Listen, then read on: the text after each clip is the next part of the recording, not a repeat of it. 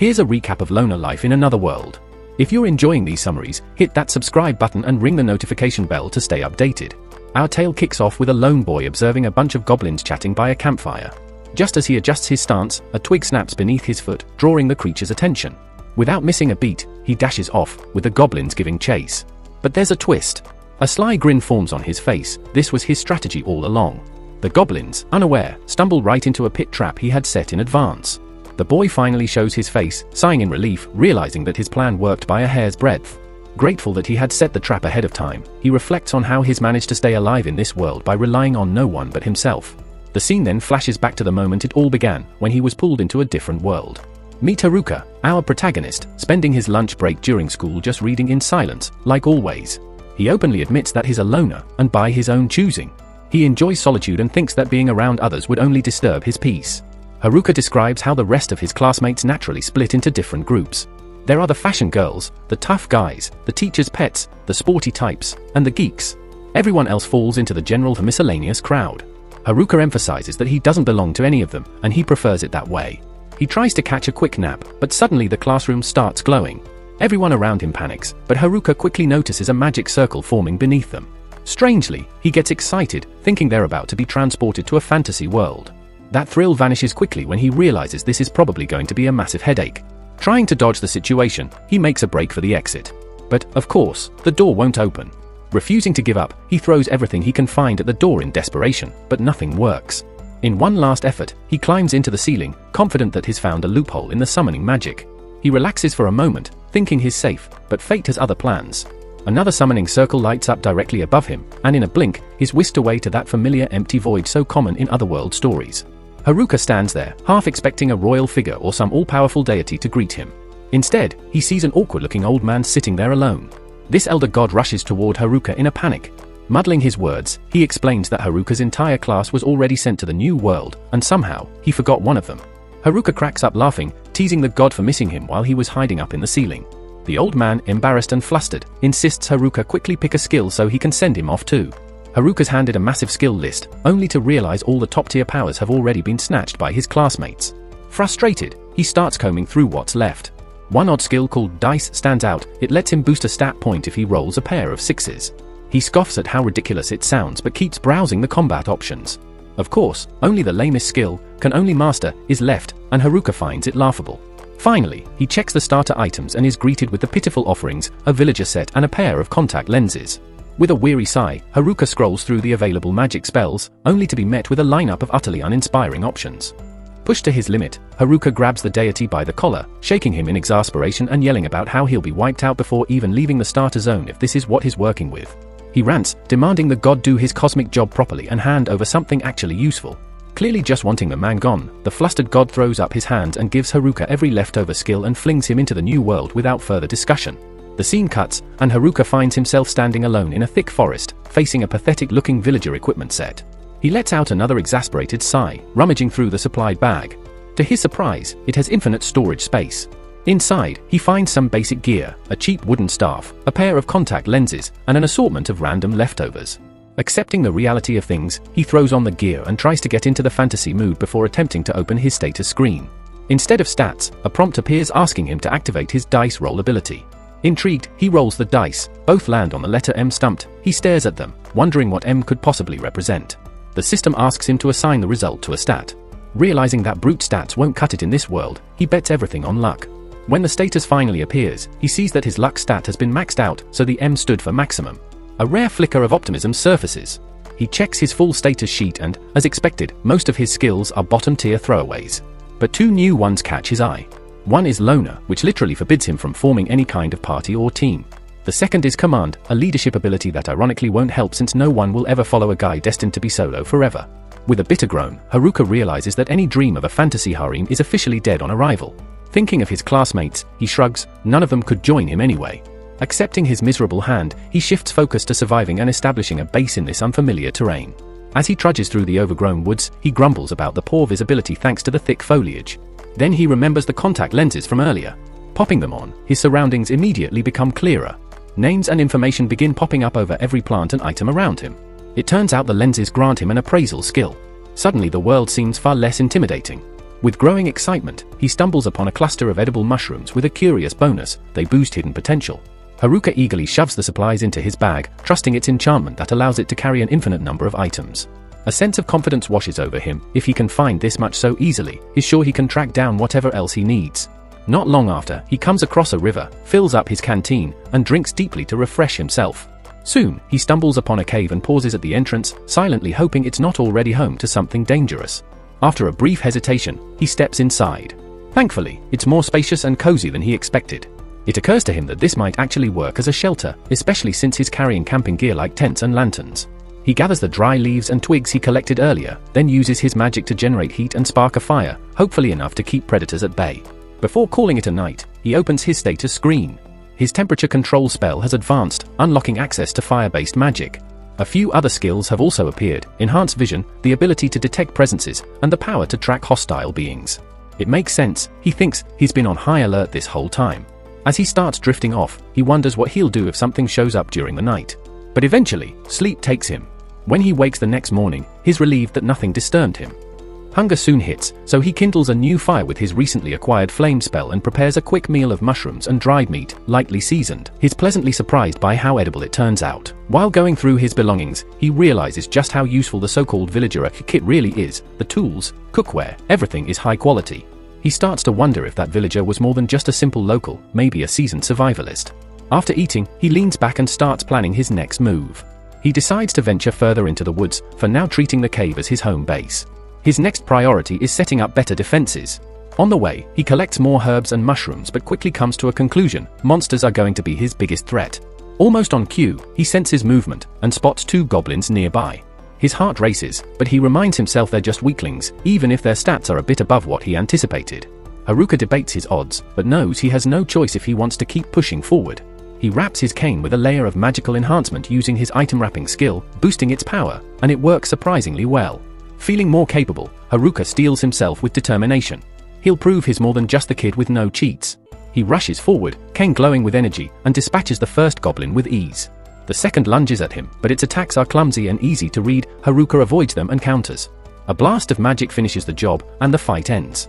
As evening approaches, he washes up by the river, proud of his first victory.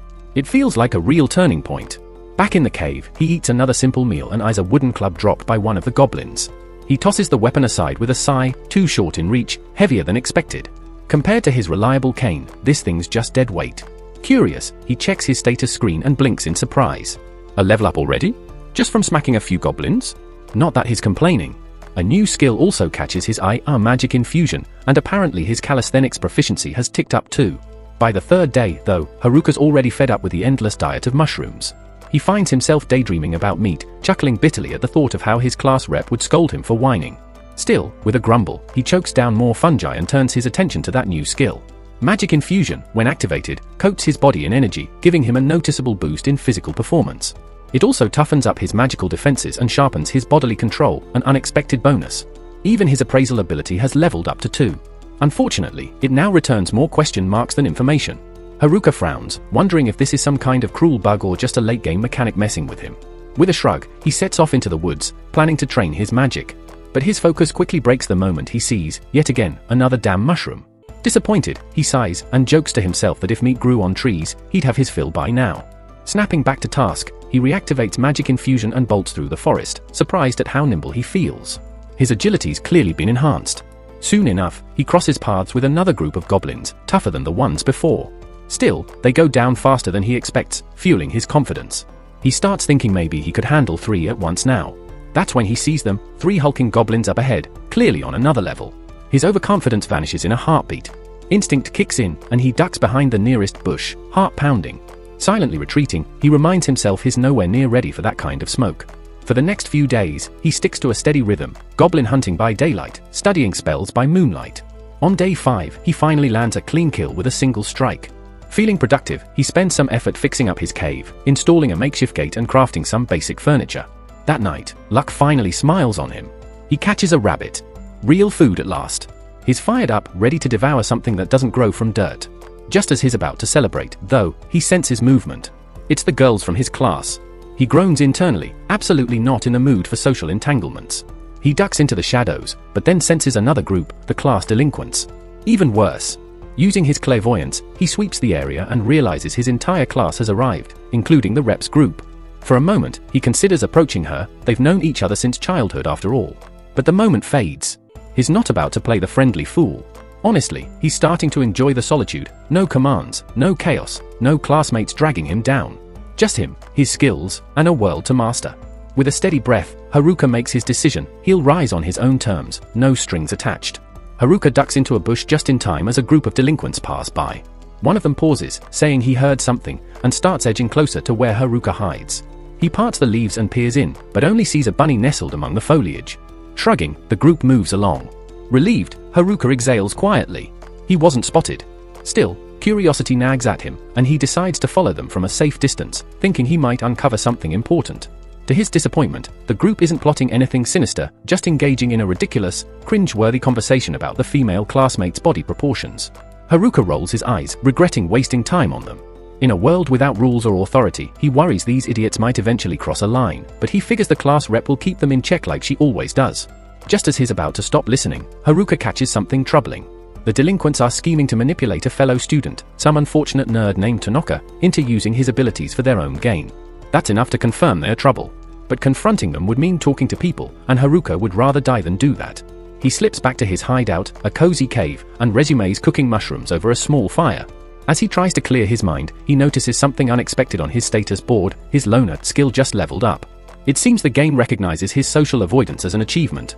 It probably happened because he dodged interaction all day. Honestly, he doesn't mind. He'd be happy to level up more, since he's still stuck at level 3. The problem is his two current skills, Master of None and Dummy skills. He hasn't figured either of them out yet. Master of None sounds self-explanatory. He's a jack of all trades, competent but not exceptional at anything. As for dummy skills, he guesses it might involve puppets or decoys, but he's not entirely sure. Deciding not to stress about it, Haruka digs into his meal, though he grumbles inwardly about the lack of meat. Soon after, he lies down to sleep, but loud noises from outside cut that plan short. With a sigh, he drags himself up to see what's happening. He expects the usual suspects, those delinquents again, but instead finds a group of nerds locked in a losing battle against goblins. They're clearly struggling. Haruka thinks about stepping in, but when he checks their stats, he's stunned. They're all level 16 with better skills than his. Surely they can handle this. Just as he's about to leave, he notices two goblins circling behind the nerds. If they're ambushed now, they're finished. Haruka hesitates, torn between walking away and stepping in. Then he recalls a time when those same nerds once let him use their rare holographic Charizard card. That small act of kindness seals the deal. Haruka bursts from the bushes, wielding a stick, and in one clean swing takes out both goblins. The nerds turn in shock to see him standing there. He asks if they're okay. They are, but they're clearly baffled to see him out here. After some awkward small talk, they express their gratitude. Haruka, true to form, struggles to keep the conversation going. It had been a long time since he'd actually spoken to anyone properly. Eventually, Haruka led the group back to his hideout. Despite being tucked away in a rocky cavern, the place was surprisingly inviting, cozy, warm, and thoughtfully arranged. He explained casually that he'd picked up some basic earth-based magic and crafting know-how to shape the interior. The others were amazed he'd done it all alone. As they sat down with drinks he offered, Haruka asked why they were wandering the forest at such a weird hour. That's when the tone shifted. Silence fell. The group exchanged nervous glances. Then, after a tense pause, one of them finally opened up. They were hiding from their own classmates. It all began the day their class was transported to this bizarre world. At first, everyone was just overwhelmed, but the shock faded quickly. Fear crept in. People started to realize this wasn't just some twisted dream.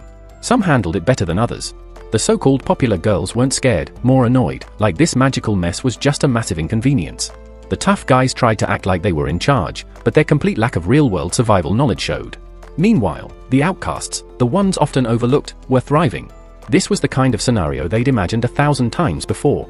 The class rep, who usually kept things under control back home, did her best to rally everyone. She knew that panicking in an unfamiliar wilderness was a quick way to get wiped out. But before she could do much, it was already too late. A pack of goblins had picked up their scent. The rep, so composed in school, cracked under the pressure of real danger. And when she lost it, the rest followed. Even the would-be tough guys froze up, shaking and clueless. But the outcasts stepped in. Activating their skills, they fought back, strategically and without hesitation. Even the athletic types jumped in once they saw what was happening. They won. Barely. But danger still loomed. The rep gathered herself and managed to organize a retreat. They found a spot by a river and set up a rough camp. With the chaos behind them, for now, the ones with the most knowledge took charge. They shared what they knew, taught survival basics, and assigned tasks. For a short while, things looked stable. People had roles. It was working. Then things unraveled. The popular girls decided they were done. No more chores. No more effort. When the rep reminded them that everyone had to pull their weight, they brushed her off. And of course, if they weren't doing anything, the delinquents saw no reason to either. That left the rep and the outcasts to shoulder everything, setting up shelter, finding food, defending the camp. It was exhausting, but necessary. If they didn't keep the group alive, no one else would. Then came the real threat. In a strange white void where skills were revealed, two particular abilities made their stomachs turn, one that could control minds, and another that manipulated bodies like puppets. The worst part? They were sure one of the delinquents had grabbed the puppeteer power. The message was clear. If they didn't get stronger, and fast, they wouldn't just be fighting monsters. They'd be fighting their own classmates. At night, the troublemakers would head out to hunt beasts, not out of duty or bravery, but to gain experience and unlock dark abilities.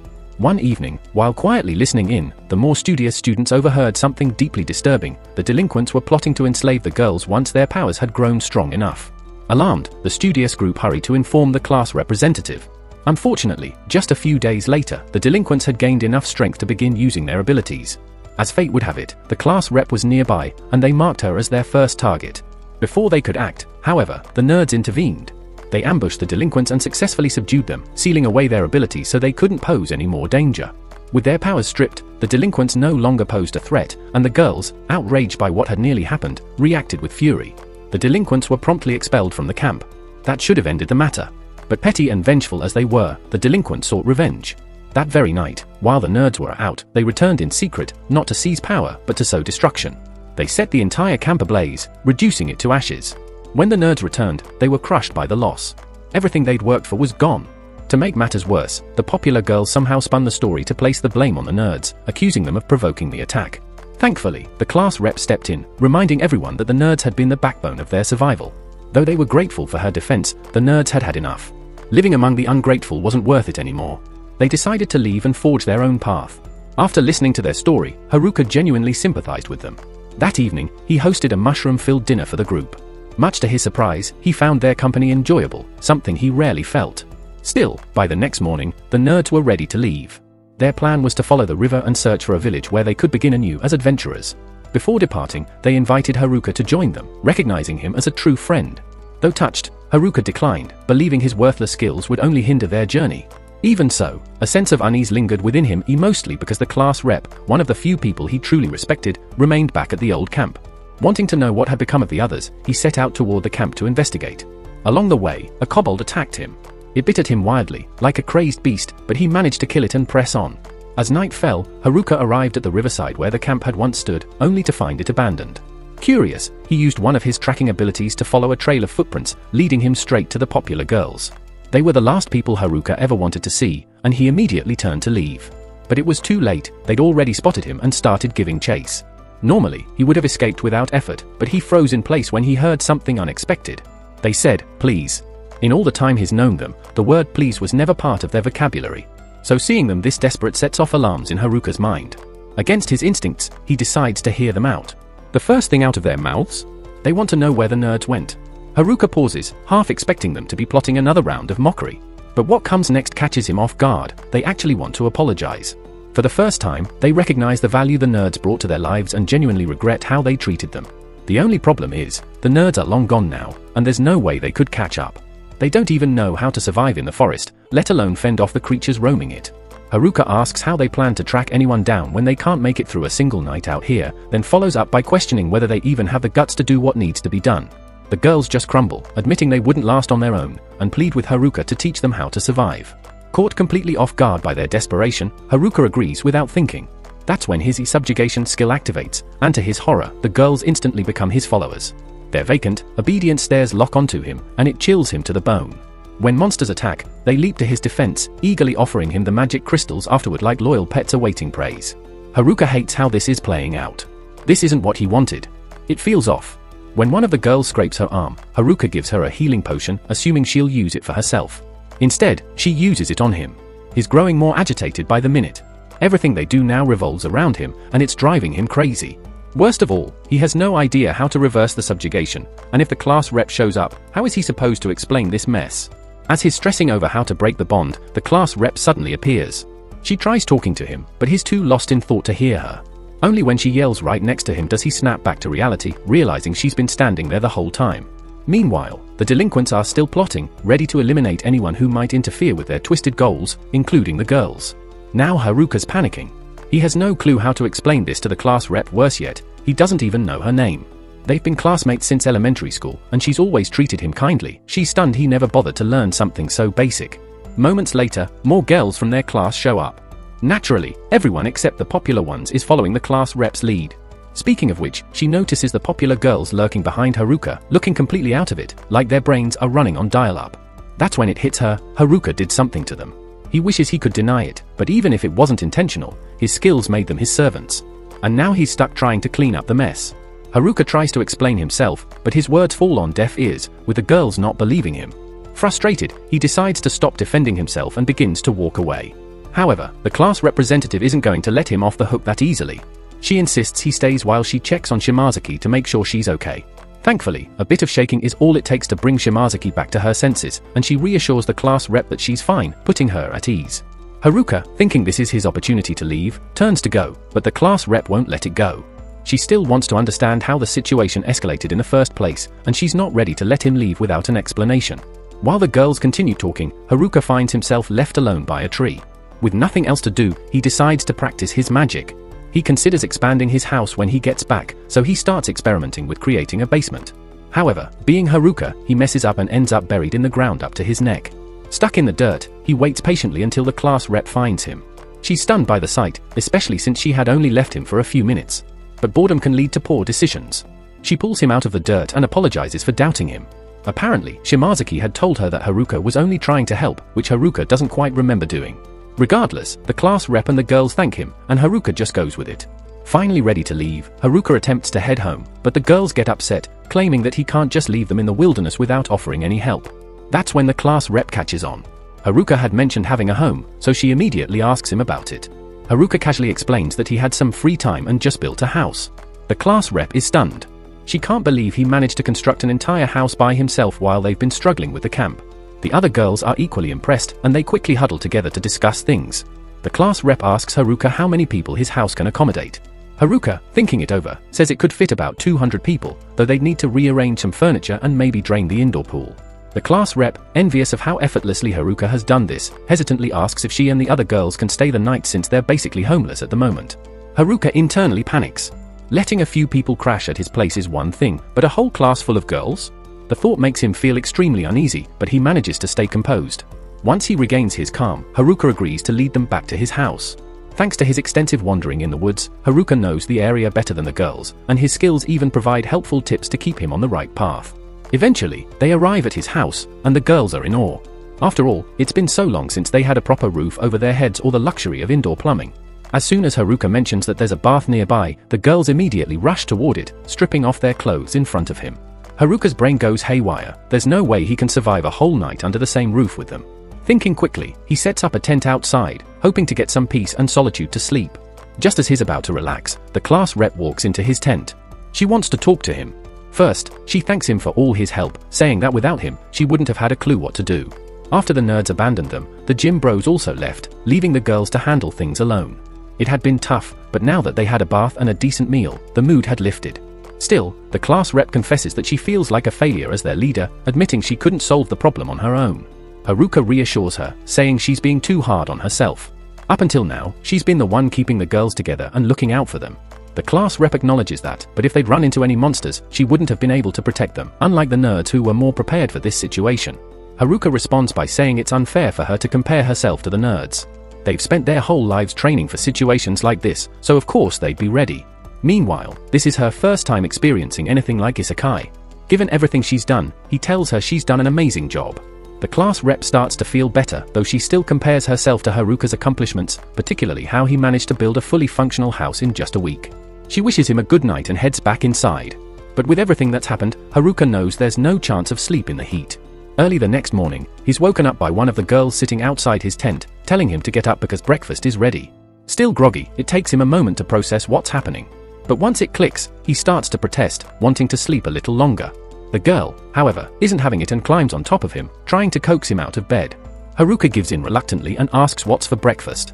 Expecting the usual mushroom soup with even more mushrooms, he's pleasantly surprised to find fish on the menu today. Excited, he accidentally headbutts the girl in his enthusiasm. She winces, but Haruka's too happy to care because he finally gets a change from mushrooms. The class rep, confused by his excitement, asks why he's so worked up about eating fish when they've been living next to a river the entire time. Haruka admits that he's terrible at fishing, which is why he's never caught any himself. Curious about how the girls catch so many fish, Haruka asks for tips. The class rep agrees to show him and leads him to the river with one of the girls who has lightning magic. Her method is simple but effective. She electrocutes the water, stunning the fish, which then float to the surface. Haruka is amazed and begs her to do it again. Though hesitant, she agrees, since Haruka's been helpful. She conjures another lightning bolt, but before she can release it, Haruka quickly grabs it and seals it with his packing skill. He tosses it into the water himself and manages to catch several fish. Haruka's power now includes lightning magic, so he no longer needs the lightning girl's assistance. The class rep, puzzled, asks him what he just did. Haruka explains that by using his packing skill with specific elements, he can acquire that type of magic. It's probably a result of the diverse abilities he's gained, which is proving to be very useful. Despite this, Haruka still feels burdened by a collection of seemingly useless abilities. While the girls enjoy the river, Haruka sits down with the class rep, asking what their next step is. She admits that their plan is still unclear, but the goal is to find the nearest village and catch up with the other group. However, she mentions that they'll need to level up if they want to get out of the forest safely. Haruka, eager to help, offers to train them before they leave. Soon enough, the girls gather in the forest for Haruka's spontaneous training session. Before they begin, Haruka asks about their current levels. When the class rep reveals that they're all above level 15, Haruka feels a pang of disappointment. He's still stuck at level 7. He wonders if his help will even make a difference. To gauge their abilities, Haruka arranges a fight with a group of kobolds to see how the girls perform. The girls are confident, assuming the kobolds, who are only level 6, won't be a challenge. But moments later, they're all knocked out, lying on the ground. It turns out they didn't expect the kobolds to actually fight back. Bruised and embarrassed, they retreat to regroup. The strategy meeting takes place inside Haruka's magic tent. Thanks to its ability to expand, everyone fits inside, though Haruka still doesn't understand why they chose his tent for the meeting. After discussing their strategy, the girls are ready to go again, more determined than before. Haruka is glad to see their confidence, though he secretly doubts they'll win the second round. As they leave, the girl who woke him up earlier approaches, looking apologetic. She admits she was getting close to him on purpose to see if he would take advantage of the situation. Initially, she didn't trust him, but after he provided shelter, food, and training, she feels she can trust him now. She tells him she'll be back tomorrow with breakfast. Haruka, relieved, smiles and says he looks forward to it. Still unsure of her name, he decides to call her Fish Girl for now. The next morning, Haruka eagerly awaits another fish from Fish Girl but overhears the girls discussing their plans to return and fight the kobolds for revenge. Before they can rush off, the class rep stops them, reminding them that they'll lose again unless they train first. She suggests they start by fighting goblins instead. However, when the girls face off against the goblins, the outcome is an utter disaster. Despite their earlier struggles, a few of the girls remain determined to take on the kobolds again, while others mysteriously begin falling ill to avoid further fighting. Haruka isn't too optimistic about their chances and is prepared to step in if things go wrong. But to his surprise, the girls manage to learn from their previous encounter with the goblins and pull together to defeat the kobolds. The class representative congratulates them on their victory, and Haruka feels a sense of relief, believing that they can now handle themselves and he can return to his quiet, loner life. But just when he thinks he's free, the class rep thanks him for agreeing to accompany them to the nearest village. Haruka knows he never volunteered, but the class rep is insistent, and eventually, he agrees. Soon after, the group is packed and ready to leave the forest. Haruka warns them to stay alert, unsure of what dangers lie ahead. Meanwhile, deep in the forest, one of the boys from their class is seen running for his life, only to make the fatal mistake of looking back. He trips over a rock and is swiftly cornered by his attacker, strangled to death in an instant. Later, Haruka and the girls are walking through the forest, and he's already thinking about how to keep them safe from the troublemakers. But before he can get too far, they stumble upon an orc. The girls duck for cover, while Haruka steps forward, ready to face it. He confidently declares that he's going to teach the orc a lesson. As he charges at the orc, it swings at him, but to his surprise, it misses completely. Haruka, hidden behind a tree, laughs at the orc's failure. He recalls the nerds mentioning that orcs are tough against physical attacks but can be defeated with magic. Curious, Haruka checks his abilities and discovers he has access to grand magic, which includes fire, water, earth, and wind spells, all thanks to his packing skill except for fire magic. He thinks to himself that even the most basic skills have their uses. Just then, the orc finds him again. The orc swings, but Haruka dodges with ease. He then hits it on the head and tells it to calm down.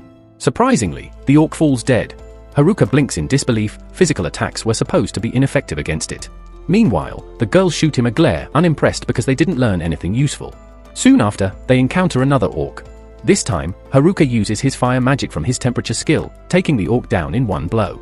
He's shocked again, but the girls are now visibly frustrated, pointing out that they won't learn anything if he keeps defeating monsters in one hit. That night, while the girls sit down for dinner, Haruka sets up traps around their campsite to protect them from any monsters. Confident that the traps and his tent will keep the dangers at bay, he takes a look at the map from his appraisal skill. Noticing the river curves ahead, he begins to think about the best route to take from here. As Haruka's perception ability activates, he senses something nearby. Thinking it could be monsters, he moves closer, only to find it's not them, it's humans. Initially assuming they're the delinquents, he's relieved to discover it's the Jarks. From a distance, the class rep observes them talking. Haruka casually asks the Jarks why they're here, joking about whether they're after the girls as well. The Jarks deny it, stating they aren't after the girls but came to find him instead.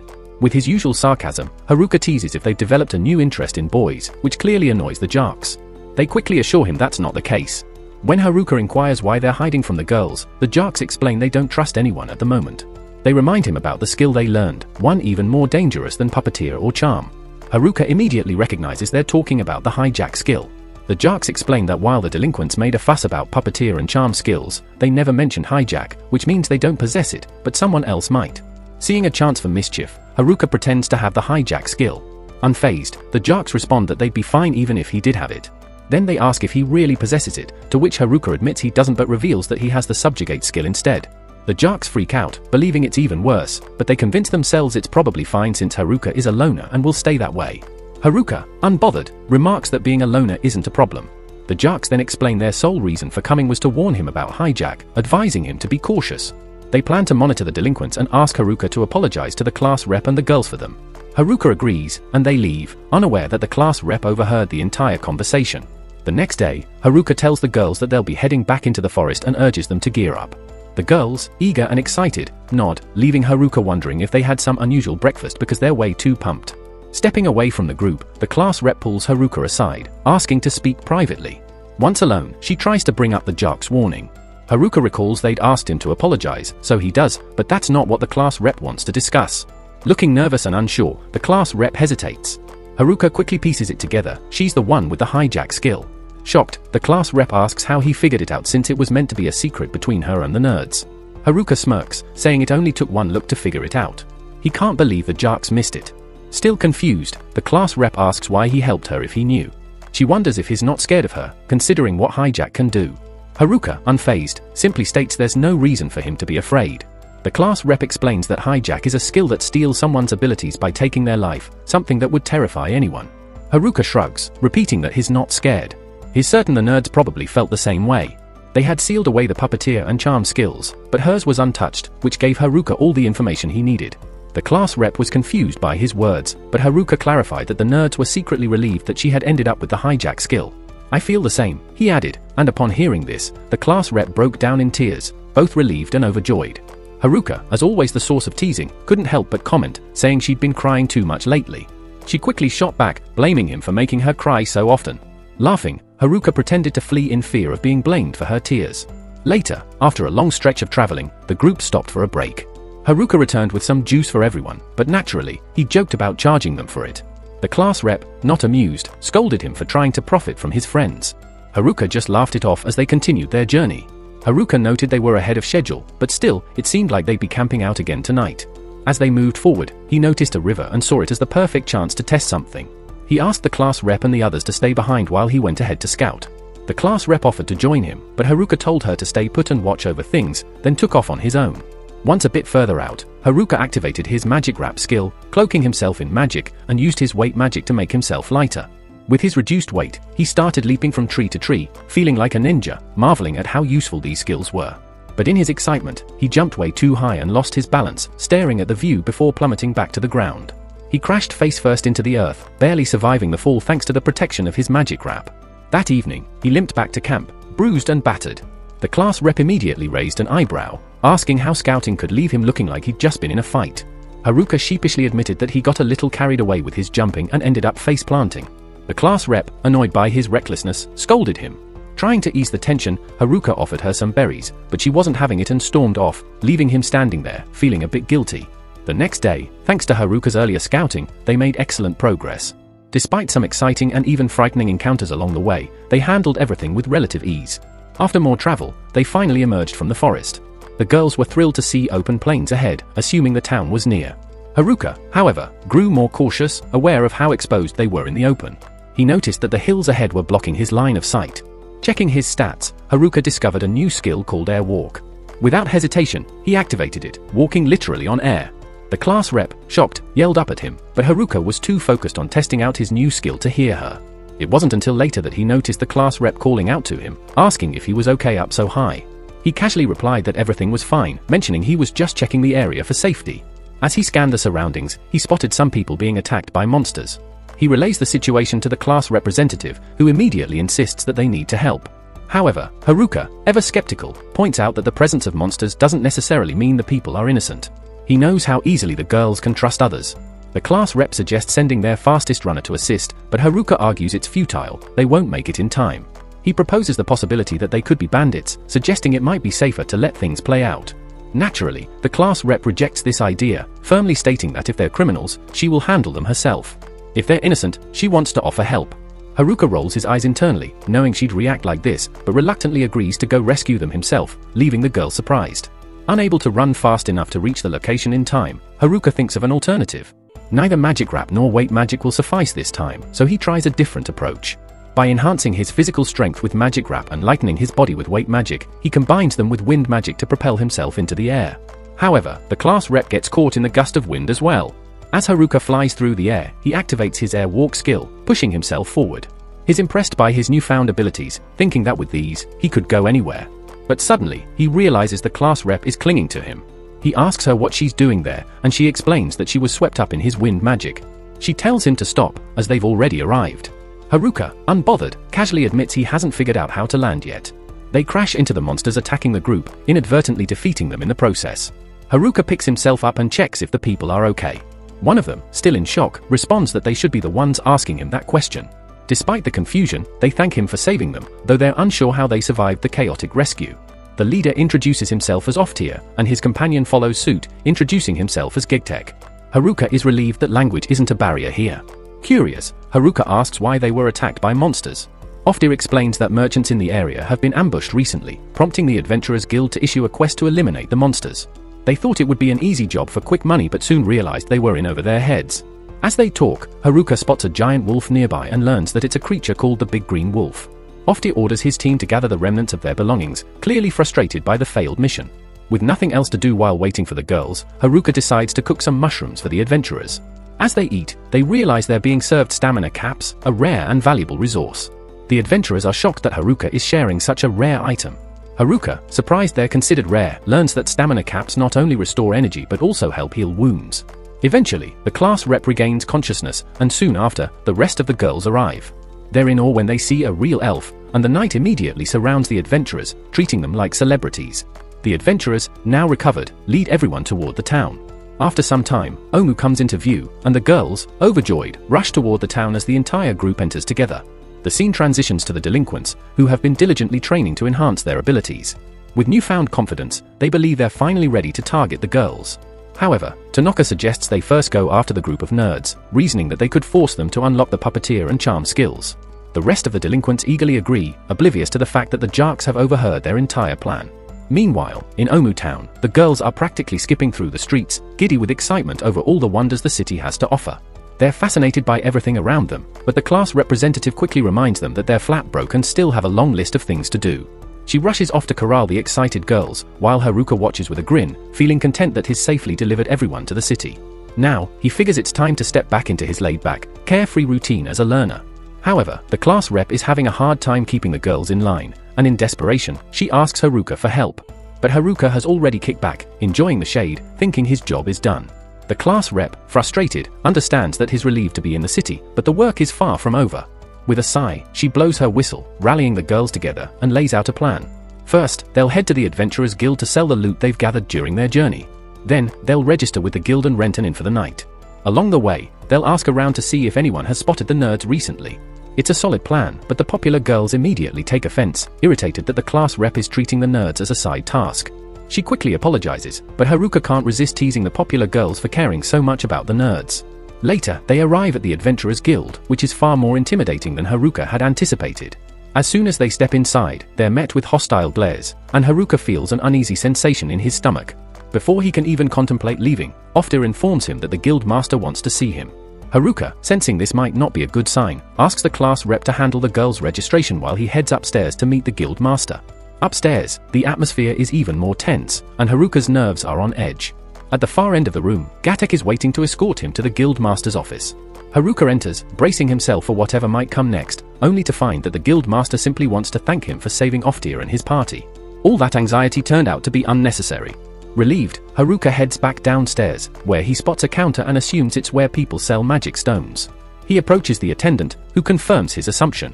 Haruka casually dumps a large pile of stones onto the counter. There are plenty more where that came from, but before he can pull out the rest, the attendant asks him to stop. She informs him that he's just unloaded 2 days' worth of overtime worth of stones onto her desk and kindly asks him to return tomorrow so she can finish appraising what he's already given her. Haruka isn't in a rush, so he agrees to wait, knowing the girls have already finished registering as adventurers. It's now his turn. Haruka walks into the registration room, confident and grinning, but that smile quickly fades when the guild worker delivers some bad news: he's too weak to become an adventurer. Apparently, to register, you need to be at least level 10. Even then, you'd have to join a party to qualify.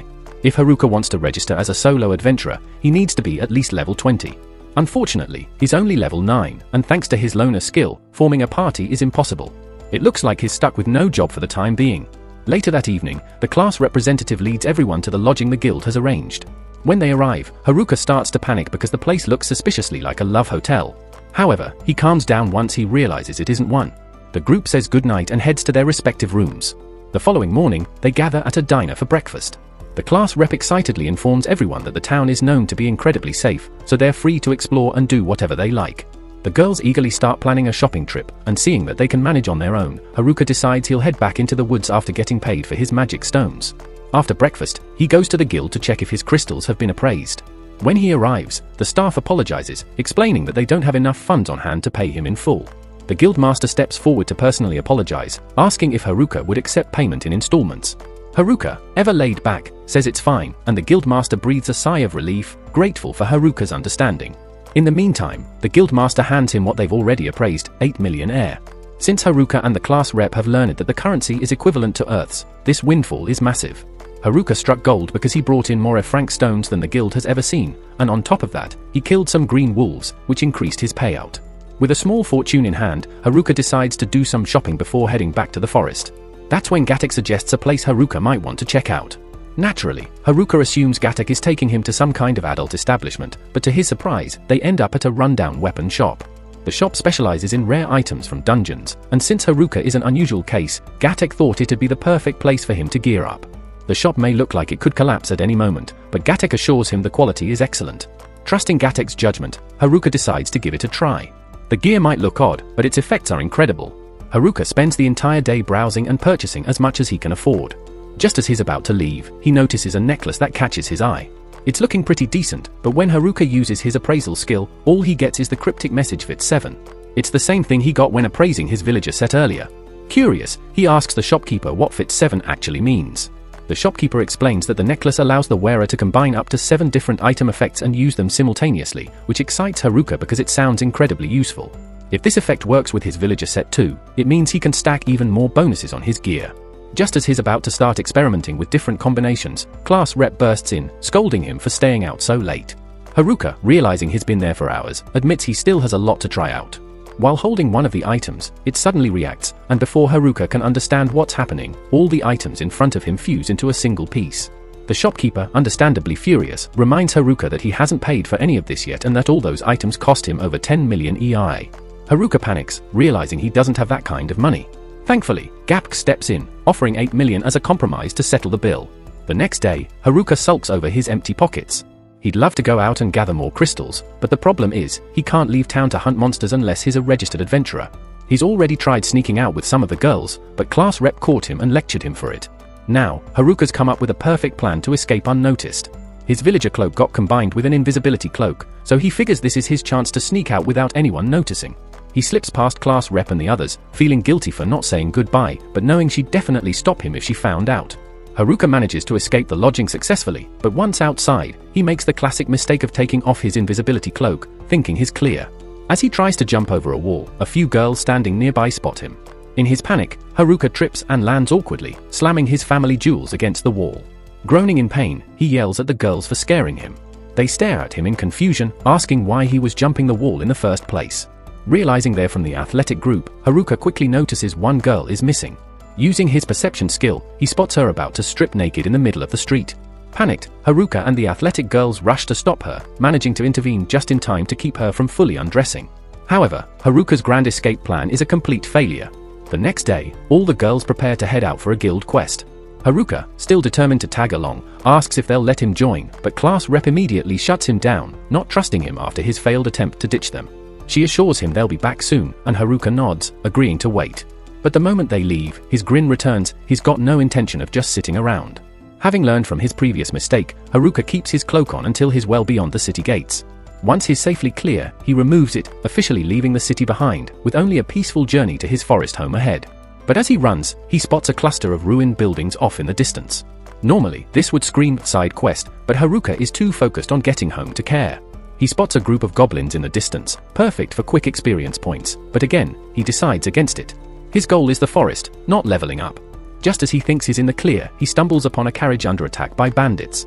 It's hard to ignore, especially when he hears the cries for help from the people inside.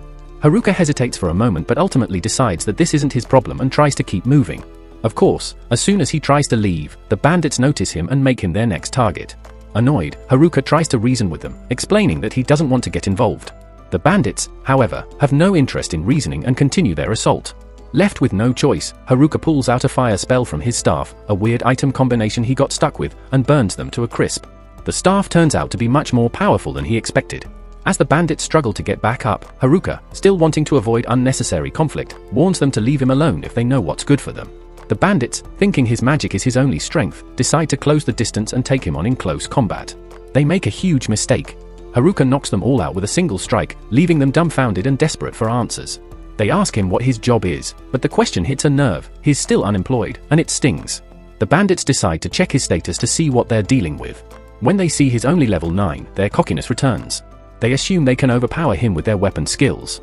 Haruka knows weapon skills unlock at level 20, so he doesn't have any, and he starts to feel nervous, knowing how dangerous those skills can be. The bandits unleash their weapon skills, but they foolishly shout out their attacks before striking. Haruka is unfazed, dodging every single one of their moves until they collapse from exhaustion. Just when he thinks it's finally over, he hears footsteps behind him. He groans internally because he's sure this is going to turn into one of those unskippable side quests. A girl approaches him and introduces herself as Moriel, a noble's daughter, thanking him for his help. She hesitates, remembering how he tried to ignore her earlier, unsure if she should be grateful. Nevertheless, she appreciates his eventual help and has a favor to ask. Her father is the lord of a nearby city, and she wants Haruka to accompany her back for her safety. Haruka isn't interested, but the mention of a reward catches his attention, and he reluctantly agrees to escort her. As they travel, Moriel strikes up small talk, asking where he was headed when they met. Haruka starts unloading his frustrations about the city he just left. He rants about how the guild didn't have enough funds to pay him, refused to register him as an adventurer, and even made it impossible to leave without a permit. As he vents, Moriel's eyes widen, realizing he's talking about Omui, the very city her father governs. Overcome with emotion, Moriel begins to cry, heartbroken by Haruka's negative view of her home.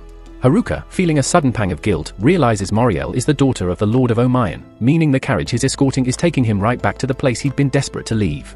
He regrets ever agreeing to this side quest. Back in the forest, tensions are escalating between the Jimbros and the delinquents. The Jimbros refuse to let the delinquents hurt the girls, while the delinquent leader has no qualms about killing to get his way. As the leader raises his sword to strike, he's unexpectedly stabbed in the back. Both the Jimbros and delinquents freeze, shocked by the sudden attack. As the remaining delinquents try to retaliate, the first one steps forward, only to meet the same fate with a swift stab. The last two delinquents attempt to team up, hoping to even the odds, but their attacker is just as quick, taking them down effortlessly. Realizing they're completely outmatched, the Jimbros try to flee, but the assailant appears in front of them, moving with terrifying slowness and menace. Meanwhile, Haruka has reluctantly been dragged back to town by Moriel. He didn't want to come, but seeing her upset, he agreed to go along to keep the peace. When they arrive at the Lord's mansion, Moriel leaves him alone for a moment, and Haruka, unimpressed by the luxurious surroundings, heads straight for the door to leave. Before he can make his escape, Moriel returns, clearly upset that he's trying to bail on her after she specifically asked him to wait while she changed. She insists that he stay a bit longer, as she's planned something special to thank him. Haruka doesn't want to stay, but seeing her insistence, he reluctantly agrees. At first, Haruka was dead set on leaving, but when Moriel finally reveals the feast she's prepared for him, his attitude shifts entirely. The lavish spread is her way of showing appreciation, but soon enough, she's annoyed again because Haruka is completely ignoring her, too busy devouring the food. As he continues to gorge, Moriel instructs one of her maids to bring out the rest of Haruka's reward. A pouch of money is presented to him, and while Haruka nods in acknowledgement, he barely seems moved. As a bonus, Moriel also arranged for a custom ID card to be made for him, giving him unrestricted access to the city. It's a thoughtful gesture, but Haruka, now lost in his dessert, barely notices. The next day, the class rep and the other girls immediately start questioning Haruka about what happened the previous night. Haruka casually mentions that he was summoned to the local lord's mansion, and while the class rep can tell he's not lying, she's puzzled as to why the lord would want to see him in the first place. Haruka keeps the details vague, not wanting to reveal that his meeting with Moriel happened after a failed escape attempt. The girls finally drop the issue and get ready to leave for their mission. Just before they head out, the class rep reminds Haruka that he's not allowed to leave town. Surprisingly, Haruka agrees without resistance, though it's because he knows he'll be free to slip out once they're gone. Armed with a custom ID, Haruka can now leave the town without any problems. But before he heads off, he makes sure to handle a few things first, buying new gear, enjoying a hearty meal, and leaving a note for the class rep he hopes it'll prevent her from blowing up when she realizes he's gone. In the note, he tells her he's just checking on the Jarks back in the forest. It's mostly an excuse, but a small part of him is genuinely concerned about the Jarks. After showing his ID, he's cleared to leave, determined not to get distracted this time. Soon, he's back in the forest, relieved to find everything just as he left it. Feeling a little too relaxed, he lets his guard down for a split second, and that's when an orc attempts to ambush him. Luckily, Haruka's stats are high enough that the attack does nothing, and with one swift blow from his staff, he sends the orc packing. He's confused though, orc sightings in this area are rare. As he surveys the area, he spots a fresh blood trail, human blood. Given that the nerds are too powerful to fall to anything in the forest, he assumes it must be from one of the Jarks. He follows the trail and soon finds the Jarks, blooded and beaten, lying under a tree. At first, he thinks they're dead, but upon closer inspection, he sees them breathing. Without hesitation, he dumps every healing potion in his inventory onto them, and eventually, they regain consciousness. The Jarks explain what happened, and Haruka is shocked. He had assumed they were ambushed by the delinquents, but it turns out the delinquents are all dead. Haruka immediately asks if the nerds were attacked, but the Jarks don't know. They mention that the nerds had left the forest a long time ago. They notice Haruka's determination to find the culprit, so they warn him. Tanaka has grown ridiculously strong. The Jarks barely lasted against him, and to make matters worse, he took their overpowered weapons, making him even more dangerous. They suspect that Tanaka has been planning this from the moment their class arrived in this world, and they're not sure anyone can stop him. But one thing is clear, they believe Tanaka's next target is class rep. Haruka considers this for a moment. Tanaka might want class rep because of her hijack skill, but only class rep, the nerds, and he himself know about it. That leaves him wondering how Tanaka found out. The Jarks reveal that Tanaka had been relentlessly asking for class rep's whereabouts. When they couldn't provide an answer, he nearly killed them. Instead of handing her over, they made their way to Haruka, hoping he would reach them in time. Now, with Haruka's strength, they feel confident they can fight back together. But Haruka isn't so sure he wants to get involved in something like that. Haruka had come to this place to avoid unnecessary distractions, but when the class rep's safety is at risk, there's no way he can ignore it. He makes it clear to the Jarks that he's going to handle this by himself. They try to convince him to reconsider, pointing out how dangerous it is to face someone like Tanaka on his own. But when they see the cold determination in Haruka's eyes, they know better than to argue. Reluctantly, they agree to let him take on Tanaka alone. He sends them off to head into town and catch up with the girls, reminding them to apologize to the class rep for ditching her earlier. As the Jarks walk away, Haruka briefly wonders if having them fight with him would have made a difference. But deep down, he knows the risk is too great. If Tanaka overpowers them, no one will be left to protect the girls. So, he steels himself for the battle ahead, determined to face it alone and fully prepared. Back at the village, the class rep is beside herself with worry, realizing that Haruka has left the city. The other girls try to reassure her, promising that he'll come back soon. Meanwhile, deep in the forest, Haruka runs through his plan to take down Tanaka. The Jarks had warned him about Tanaka's extraordinary weapon skills, which are nearly unstoppable. Even the nameless bandits had impressive moves, but Haruka discovered one critical thing: once a weapon skill animation begins, it can't be interrupted. If Tanaka attempts one, Haruka intends to exploit that brief moment of vulnerability. But to do that, he'll need a new skill, one that he can only unlock by leveling up. As if on cue, a horde of goblins, drawn in by the blood of the Jarks, appears. They're high-level enemies, so Haruka takes them down for experience. However, it's still not enough to level up, leaving him frustrated. He mutters to himself that he'll need something tougher to make real progress. Just as the words leave his mouth, a Goblin King materializes in front of him, and Haruka braces himself for battle. The Goblin King is fast and deadly, each blow a potential death sentence. Haruka dodges at the last possible second, unable to risk a counterattack without taking a hit himself. Forced to adapt, he uses his warp skill to combine several of his abilities into a powerful new technique. With this new skill, he surges forward and lands a devastating blow on the Goblin King, taking it down in an instant. Thrilled with his success, Haruka barely has time to celebrate when he senses a dark presence behind him. Instinctively, he prepares himself for another fight. This time, it's a Goblin Emperor, a level 50 monster, while Haruka is still stuck at level 9. He knows he has no chance in a direct confrontation. His only hope is to try his new combined skill again. He activates it, charging at the Goblin Emperor. The second he's within range, he strikes, but to his horror, his skills barely make a dent. The Goblin Emperor rises as if nothing happened, then retaliates with a series of incredibly fast and powerful weapon skill attacks. Haruka realizes that these strikes are far beyond anything he's faced before. He desperately searches for a break in the Emperor's attack patterns, waiting for his chance to counter. Finally, he spots an opening and lands a hit, sending the Goblin Emperor flying back. But just as Haruka thinks he's gained the upper hand, the creature begins healing itself at an alarming rate. Haruka knows that regular attacks won't be enough to defeat this foe. He needs a new combination skill, but before he can strategize, the Goblin Emperor strikes again with another devastating weapon skill, launching a barrage of lethal slashes. Haruka barely manages to deflect the blow, but the force leaves him battered and bruised. His odds of victory seem slim, yet he refuses to back down. He's determined to grow stronger, to protect those he cares about. Summoning his remaining strength, he rises and charges at the Goblin Emperor in a final, desperate attempt to end the battle. By the time the first light of dawn breaks, Haruka is the only one left standing. His relentless drive has earned him 2 levels. Now, with his new level 11, Haruka heads back home to check his status. As expected, his level up has granted him a few new skills, though he's uncertain if they'll be enough to beat Tanaka in a fight. At least with his newly crafted ability, he can strike in an instant, taking advantage of any weapon skill animation. Now, all he can do is hope that luck is on his side. Later that evening, Tanaka shows up outside Haruka's house, and Haruka was anticipating this confrontation. He remembers how Tanaka played the victim when the Jarks bullied him after their arrival, but now Haruka realizes it was all part of Tanaka's revenge plot. As they square off, the girls are returning to Omui after a long day of adventuring. On their way back, they spot a couple of guys slumped outside the walls. As they get closer, they recognize the Jarks, who appear to be in bad shape. Class Rep recalls that Haruka had left a note saying he was going to check on the Jarks, and asks them if they know where he is. The Jarks inform her that Haruka is fighting in the woods, defending them all. Back in the woods, Tanaka is frustrated to see that Haruka is the only one here. He had been hoping for the class rep instead, even going so far as to stir up the delinquents to divide the class. Haruka soon realizes that Tanaka has been manipulating everything from the start, and now he's prepared to kill anyone who stands in his way.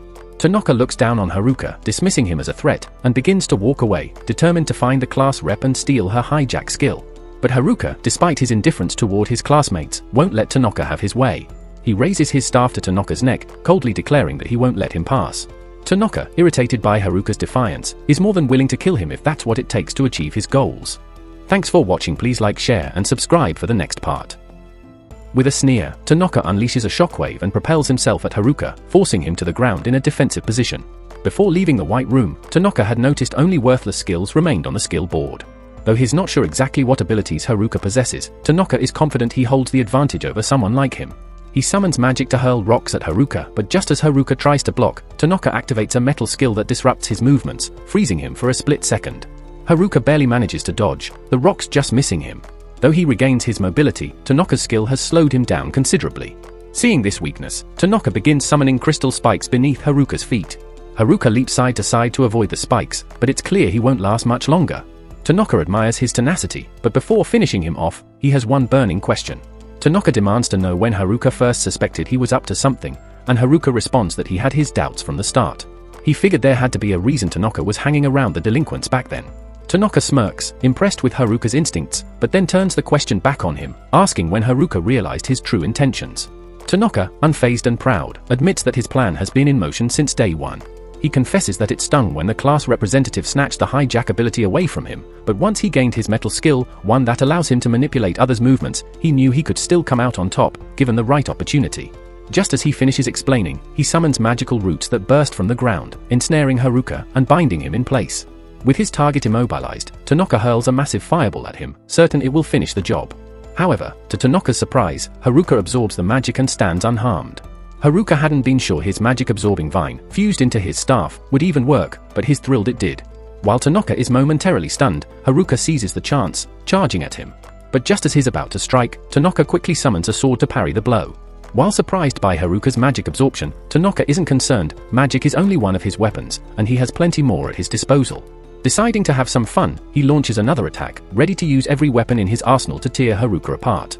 Haruka defends as best as he can, but Tanaka switches up his attack patterns and weapon types so fast that it's impossible to keep up. Eventually, Haruka slips, leaving an opening for a brutal strike that sends him crashing into a cluster of bushes.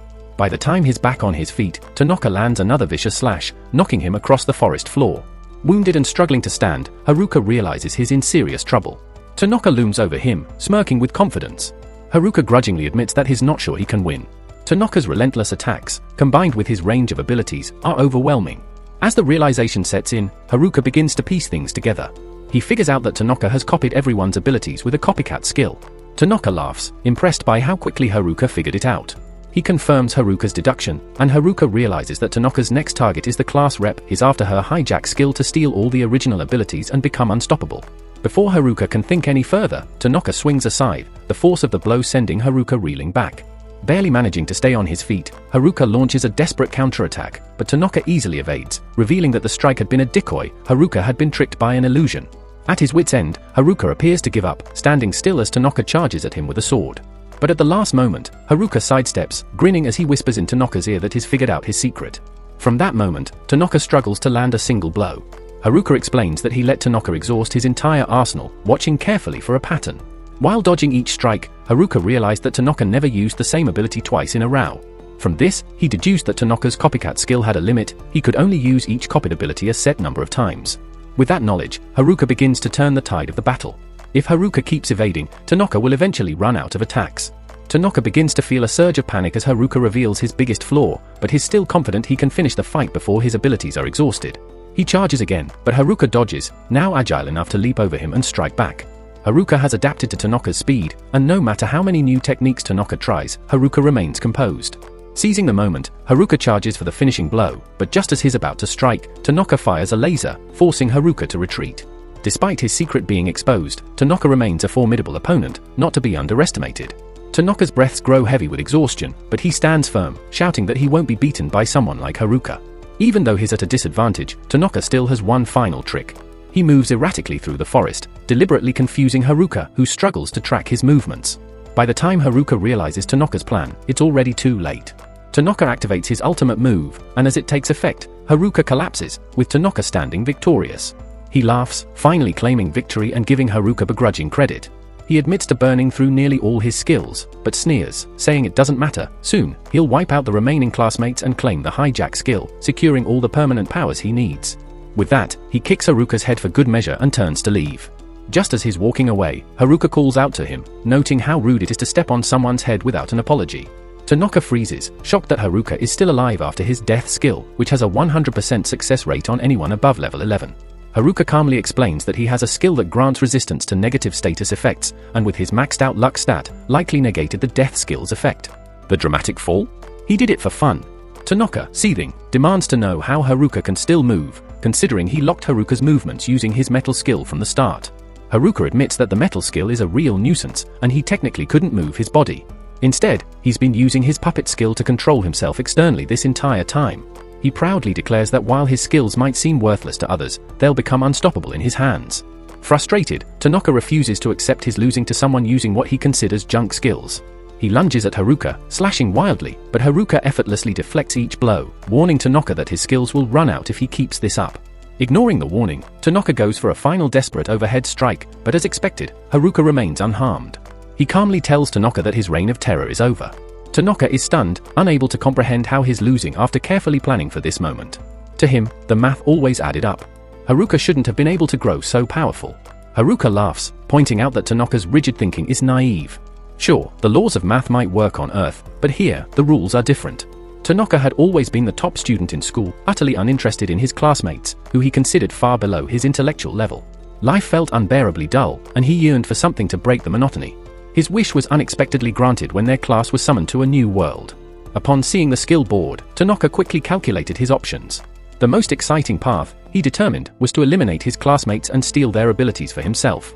Though his plan seemed psychotic, he didn't care. He wasn't about to let someone like Haruka stop him.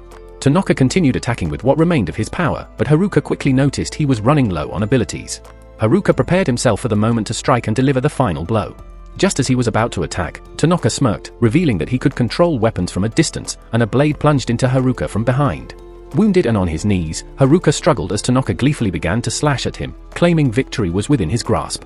But in a sudden twist, Haruka slapped him with his staff, knocking Tanaka back. All of Tanaka's meticulously crafted plans and calculations were useless here, and despite his overpowered ability to copy skills, his overconfidence was his downfall. He had never learned to adapt, unlike Haruka, who had grown stronger by embracing change. This was why Tanaka would lose. In a last-ditch attempt, Tanaka tried to stab Haruka with his sword skill, but Haruka anticipated the move and countered with a skill of his own, one he had made up on the spot, fatally wounding Tanaka. The once ambitious genius collapsed, lifeless. Though victorious, Haruka was severely wounded. As the adrenaline faded, the pain of his injuries overwhelmed him. Just as he was about to lose consciousness, he was caught by the nerds, who had arrived just in time. Haruka, relieved to see them, joked about how nice it would have been if they'd shown up earlier to help.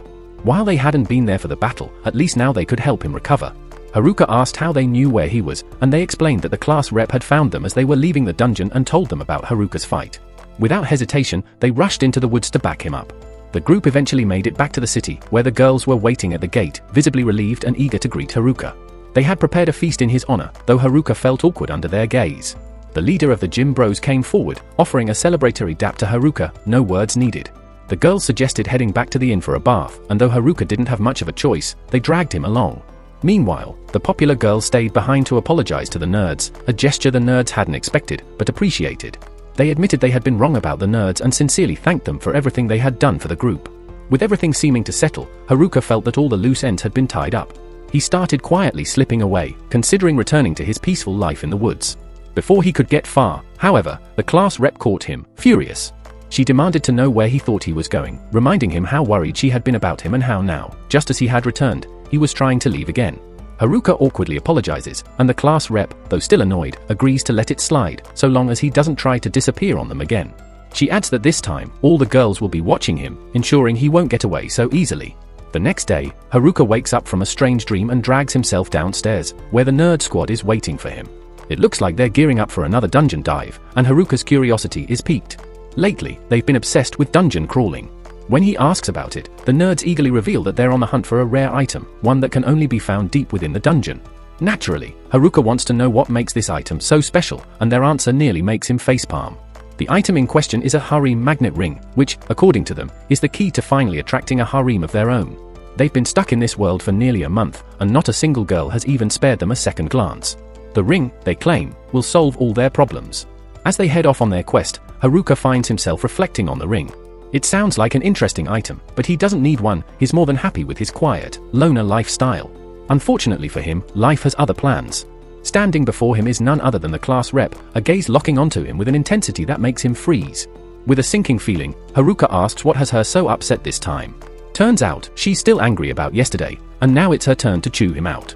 Despite the fact that she was Tanaka's primary target in the first place, she's furious with him for acting recklessly and not bringing her along.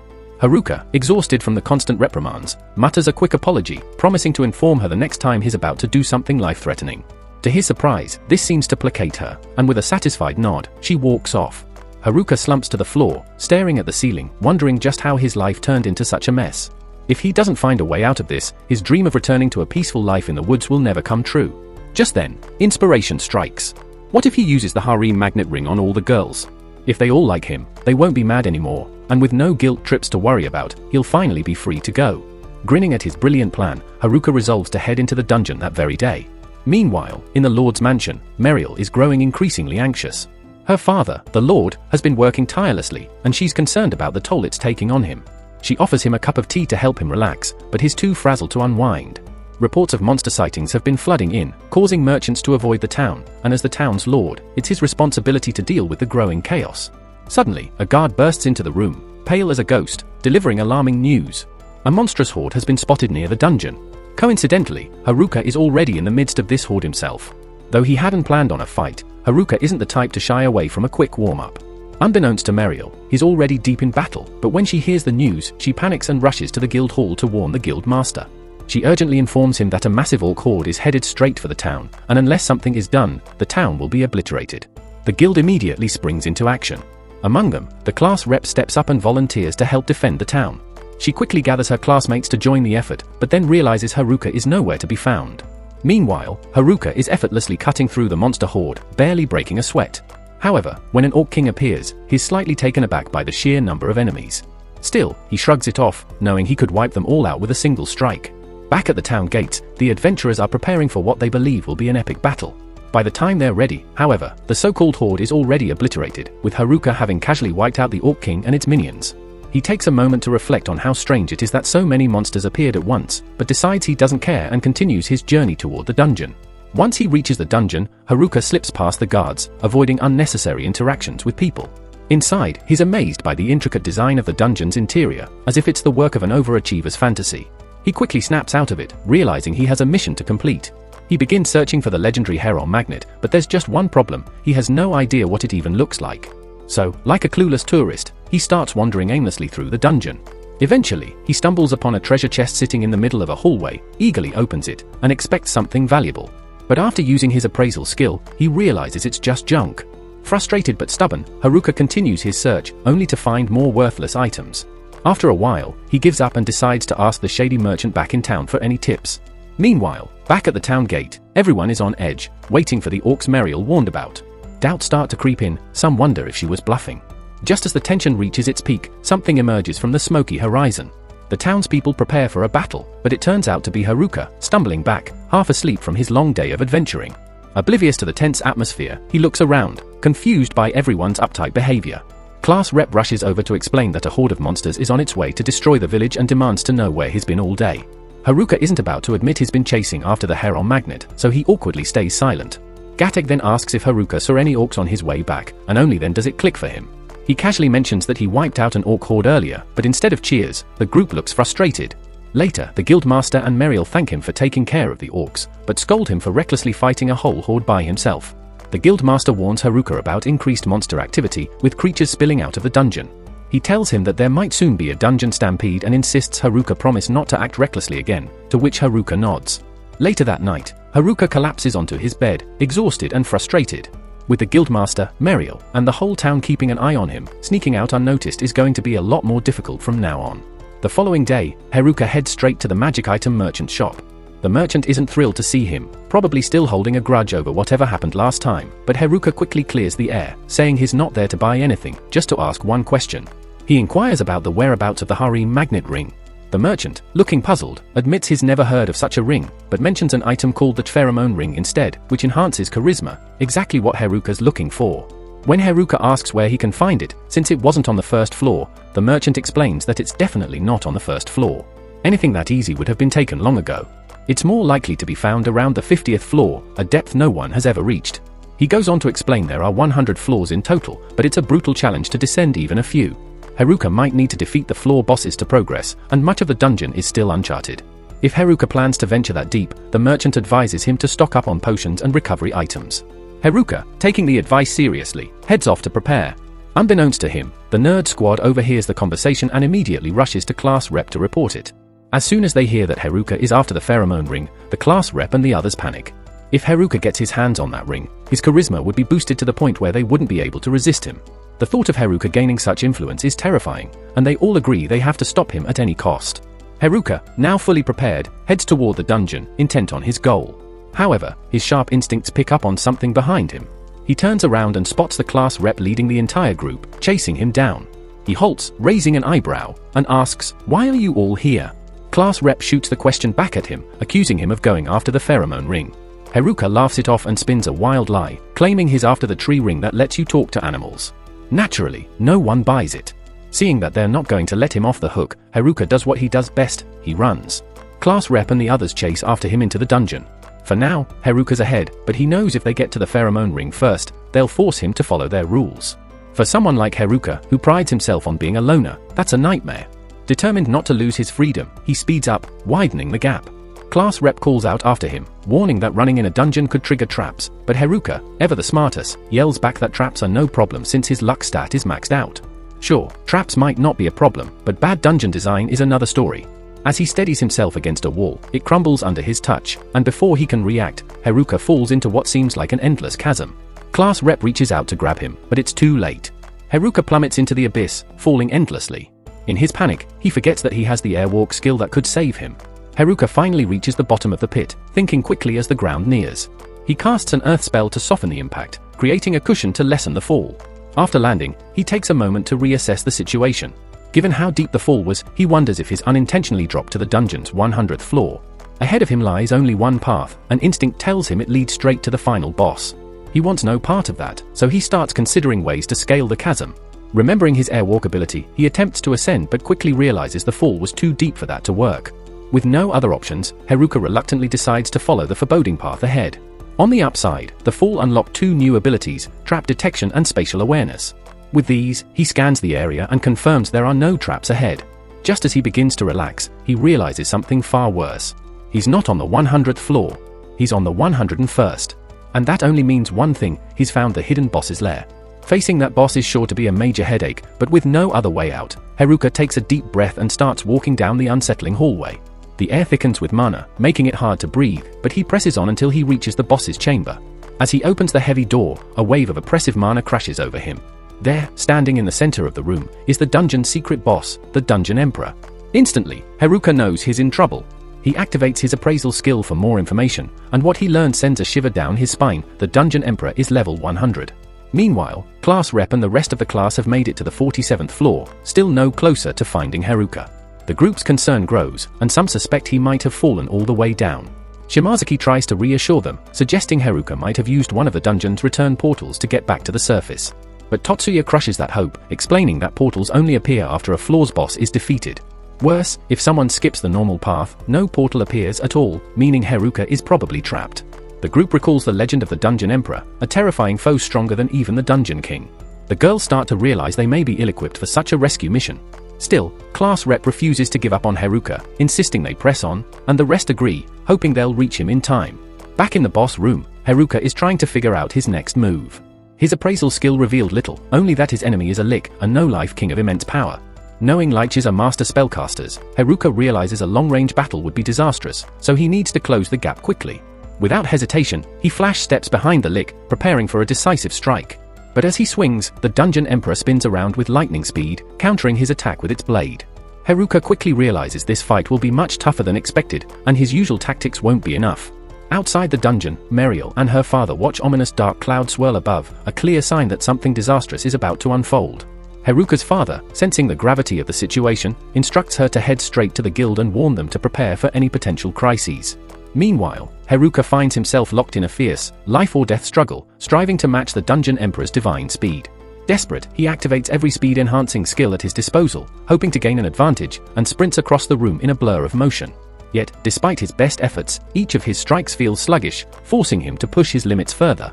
Even as he refines his technique, Haruka finds himself unable to gain any ground. Every dodge is a narrow escape from certain death, and his stamina continues to drain rapidly. Amid the chaos, Haruka's contact lenses unlock a new ability, Foresight, which grants him glimpses of the future. However, this power comes with a deadly warning: if his focus slips for even a moment, his life will be forfeit. With no choice, he pours every ounce of his energy into an unrelenting assault, fully aware that his survival hangs by a thread. The battle drags on, but instead of the expected dread, Haruka feels a rush of exhilaration. The clash begins to fuel him, but his body soon betrays him. His knees tremble, his breath becomes ragged, and his magical reserves are nearly depleted, leaving him on the edge of collapse. In stark contrast, the Dungeon Emperor remains eerily calm, as though this battle is nothing more than a warm-up. Haruka grits his teeth and forces his body to rise, despite the protests of his aching muscles. He is on the verge of vulnerability, and one well-placed strike could finish him. Yet, the Emperor does not strike. Haruka, having suspected the creature was no ordinary monster, suddenly notices something odd: the complete absence of bloodlust. The realization hits him hard: the Emperor has been toying with him all along. Fury surges through him at the thought of being treated as a mere plaything. With a defiant roar, he stumbles to his feet and charges at the Emperor for one final strike. But once again, he is hopelessly outpaced. The Emperor moves with effortless grace, landing a blade to Haruka's neck. The strike could easily be fatal, yet Haruka remains alive, confused and battered. He struggles to comprehend why he is still standing. Just then, he notices something strange, a sinister swirl of miasma surrounding the Emperor, a dark, malevolent energy that seems to be influencing its actions. As the pieces fall into place, Haruka's staff suddenly begins to glow, inexplicably drawing in the miasma. With no explanation as to why his staff is capable of this, Haruka decides to act. He focuses his attacks on drawing out the miasma, swinging decisively to disrupt its concentration. After several powerful blows, the miasma is completely absorbed, and the Dungeon Emperor lowers its blade, standing motionless. Haruka's instincts were correct, the Emperor was being controlled by the miasma. The truth becomes clear. The creature had been waiting for someone strong enough to free it from this torment. Now, the Emperor's suffering is finally over, and the battle comes to an unexpected end. The reason the finishing blow hadn't been dealt earlier was because there had been hope that Haruka would rise to the occasion. Even though Haruka had successfully dispelled the miasma controlling the Emperor, a heavy, oppressive darkness still lingered in the air. It was only a matter of time before the Emperor would fall under its influence once again. Realizing this, Haruka understood the urgency of the situation. Initially, he considered the grim option of ending the Emperor's life to release her from her suffering, but he couldn't bring himself to do it. Instead, driven by empathy, he embraced the Emperor, feeling the weight of her torment. In a surprising turn of events, this simple act triggered Haruka's subjugation skill. To his shock, the Emperor was subdued. While this wasn't part of Haruka's plan, it turned out to be a fortunate turn of events. With the subjugation in place, the Emperor could no longer be controlled by the darkness, as she was now bound to Haruka. Uncertain of how she might feel about this, Haruka hesitated and asked if she was angry about being subjugated. The Emperor silently shook her head, assuring him she wasn't. Haruka breathed a sigh of relief. This reassurance meant that communication wouldn't be as difficult as he'd feared. Now that their relationship was somewhat established, he decided to check her stats to see if there were any changes. To his surprise, her level had reset to 1, a likely side effect of the subjugation. Moreover, he could now see her name, Angelica. It dawned on him like a sudden blow, the Dungeon Emperor is a girl. Panic began to rise within him as he imagined how Class Rep would react upon learning he'd subjugated yet another girl.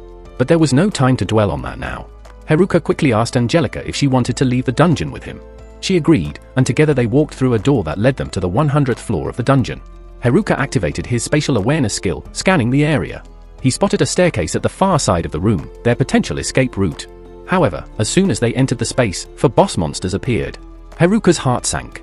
He was already exhausted from his fight with Angelica, and he knew he'd only survived because she hadn't been trying to kill him. But this new threat was a level 100 living armor radiating pure murderous intent. Desperate to avoid a fight, Haruka came up with a risky plan. He used earth magic to collapse part of the ceiling, hoping to create an opening for them to escape using Airwalk. But before he could carry out his plan, 2 minotaurs emerged, locking eyes with him like they were ready to devour him. Fear surged through him as he appraised the minotaurs, both were level 99.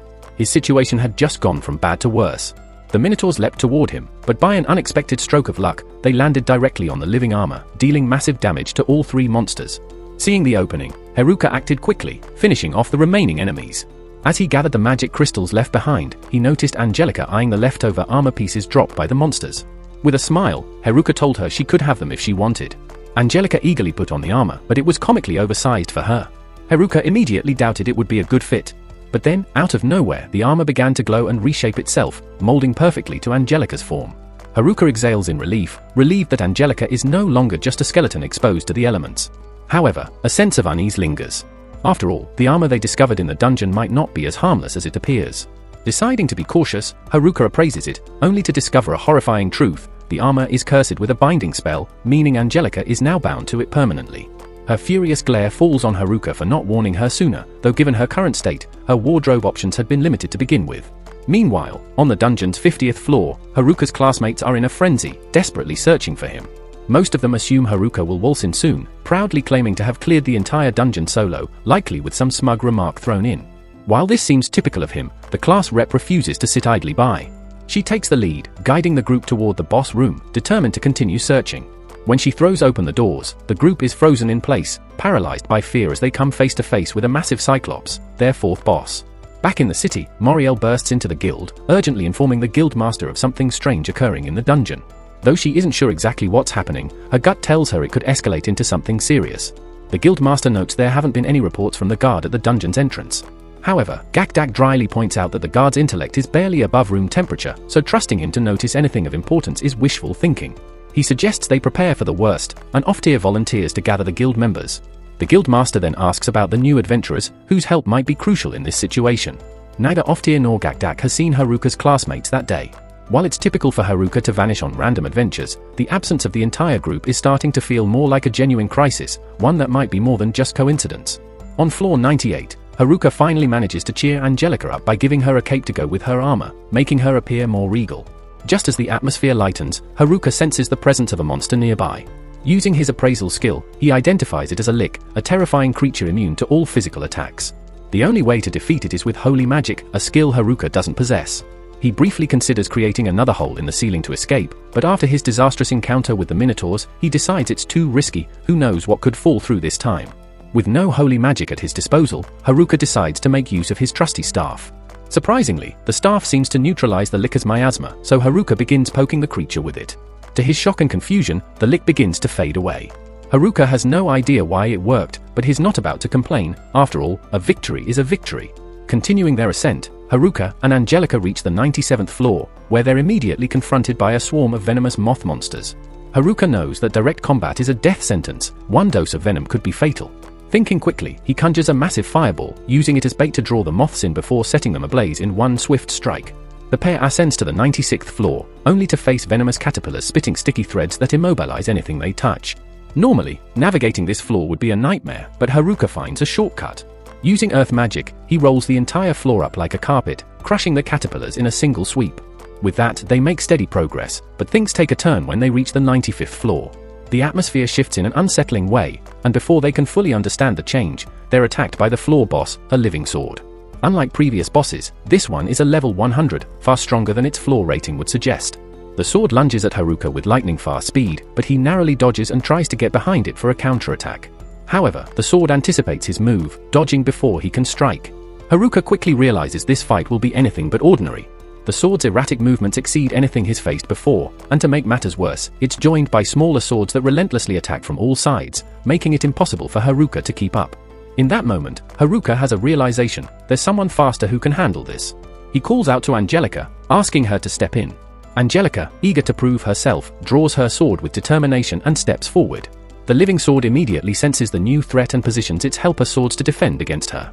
But Angelica charges forward, and in a single, powerful swing, cleaves the main sword in half. Haruka watches in shock. Usually, when bosses are swapped out, they lose some of their power, but Angelica's strength remains undiminished. With her power and his combined, Haruka is confident they'll clear the dungeon quickly. Meanwhile, back on the 50th floor, Haruka's classmates are engaged in a life-or-death struggle against the Cyclops. Many are injured, and a single blow could mean disaster. Frustrated but determined, they find themselves wondering what Haruka would do in this situation. Though his advice isn't always the most useful, one thing is clear: Haruka would never give up. Inspired, Kakazaki and Oda devise a daring plan, which they present to the class representative. Though she protests that it's too dangerous, the dire situation leaves her with little choice but to agree. Kakazaki takes his position on the front lines, facing the Cyclops directly. The monster is slow but powerful, and Kakazaki relies on his speed to outmaneuver it. With the girls providing cover fire to keep the Cyclops distracted, Kakazaki charges, aiming for its head. Just as he's about to strike, the Cyclops swats him aside like a fly. Kakazaki crashes to the ground, dejected that he didn't even land a blow. But this was part of the plan. Kakazaki was merely a decoy, drawing the Cyclops' attention and creating an opening for Oda. With the Cyclops focused on Kakazaki, Oda takes his shot, landing a precise strike right in its eye. Meanwhile, Haruka and Angelica have reached the 85th floor, where the boss fights are noticeably easier.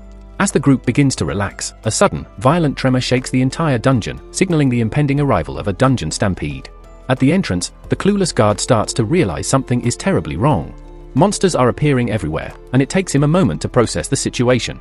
Panicking, he rushes back to town to raise the alarm. Back in town, everyone is already on edge, anticipating something like this. Once the confirmation comes that a stampede is imminent, the guildmaster grows deeply worried. As the monsters close in, he knows they stand no chance. The stampede is far too overwhelming for them to face head-on, but with no other options, they must prepare for a final stand. Meanwhile, Off-Deer and Gaktek worry about Haruka's classmates, still trapped in the dungeon. There's no way to reach them at the moment, and their thoughts race for a solution. The guildmaster digs through old scrolls, remembering that he had read about dungeon stampedes in the past. He pulls out an ancient scroll and explains the lore to those around him. In this world, dungeons are living entities, and when they reach their 100th floor, the monsters bred within overflow and spill out, causing destruction. The adventurers ask if there's any way to stop this, and the guildmaster continues reading. According to the scroll, killing the dungeon's final boss will destroy the dungeon itself, along with all the monsters in the stampede. But defeating the dungeon's final boss is no simple feat. The idea that someone might already be on their way up from the lowest level seems impossible. Resigned to their fate, the guildmaster shifts his focus to survival. He orders Ofdir to evacuate civilians to a safe shelter and tells Gaktek to gather every adventurer who can fight. If they're going down, they will go down fighting. Meanwhile, Haruka is making his way out of the dungeon. The current floor is swarming with griffins, so rather than engaging them head-on, Haruka decides to use a clever strategy. He poisons some fish and lets the griffins feast, causing them to pass out. With the griffins neutralized, Haruka moves on to the next floor, finding his journey progressively easier as he climbs higher. His classmates, however, are not so fortunate. Stuck on the 54th floor, they're struggling to make progress, determined to reach Haruka. Unfortunately, their situation takes a sharp turn when they encounter a horde of werewolves, who seem more than ready to tear them apart.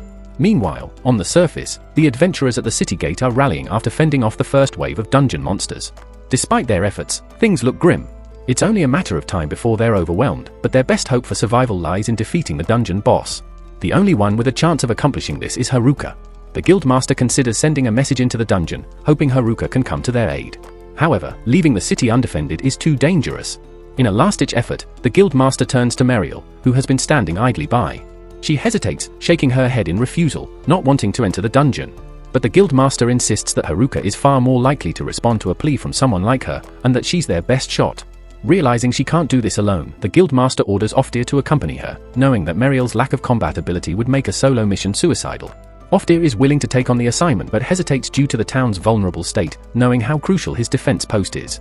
The guildmaster reassures him that the rest of the team will hold the fort in his absence, prompting Ofdir to reluctantly agree. He urges Meriel to hurry up so they can leave, though she's still in a panic. As Meriel looks at the exhausted adventurers fighting valiantly to protect the city, something shifts inside her. With newfound resolve, she gathers her courage and agrees to face the dangers in the dungeon to find Haruka. Elsewhere, Haruka and Angelica reach the 81st floor, which is an unexpected sight, a chaotic water park filled with hazards. Haruka, taken aback by the bizarre environment, doesn't notice the lurking monsters in the water until fish suddenly leap at him, intent on slicing him up. Angelica steps in to save him, pushing him out of harm's way. Haruka sheepishly apologizes, but Angelica is having fun with the unexpected turn of events.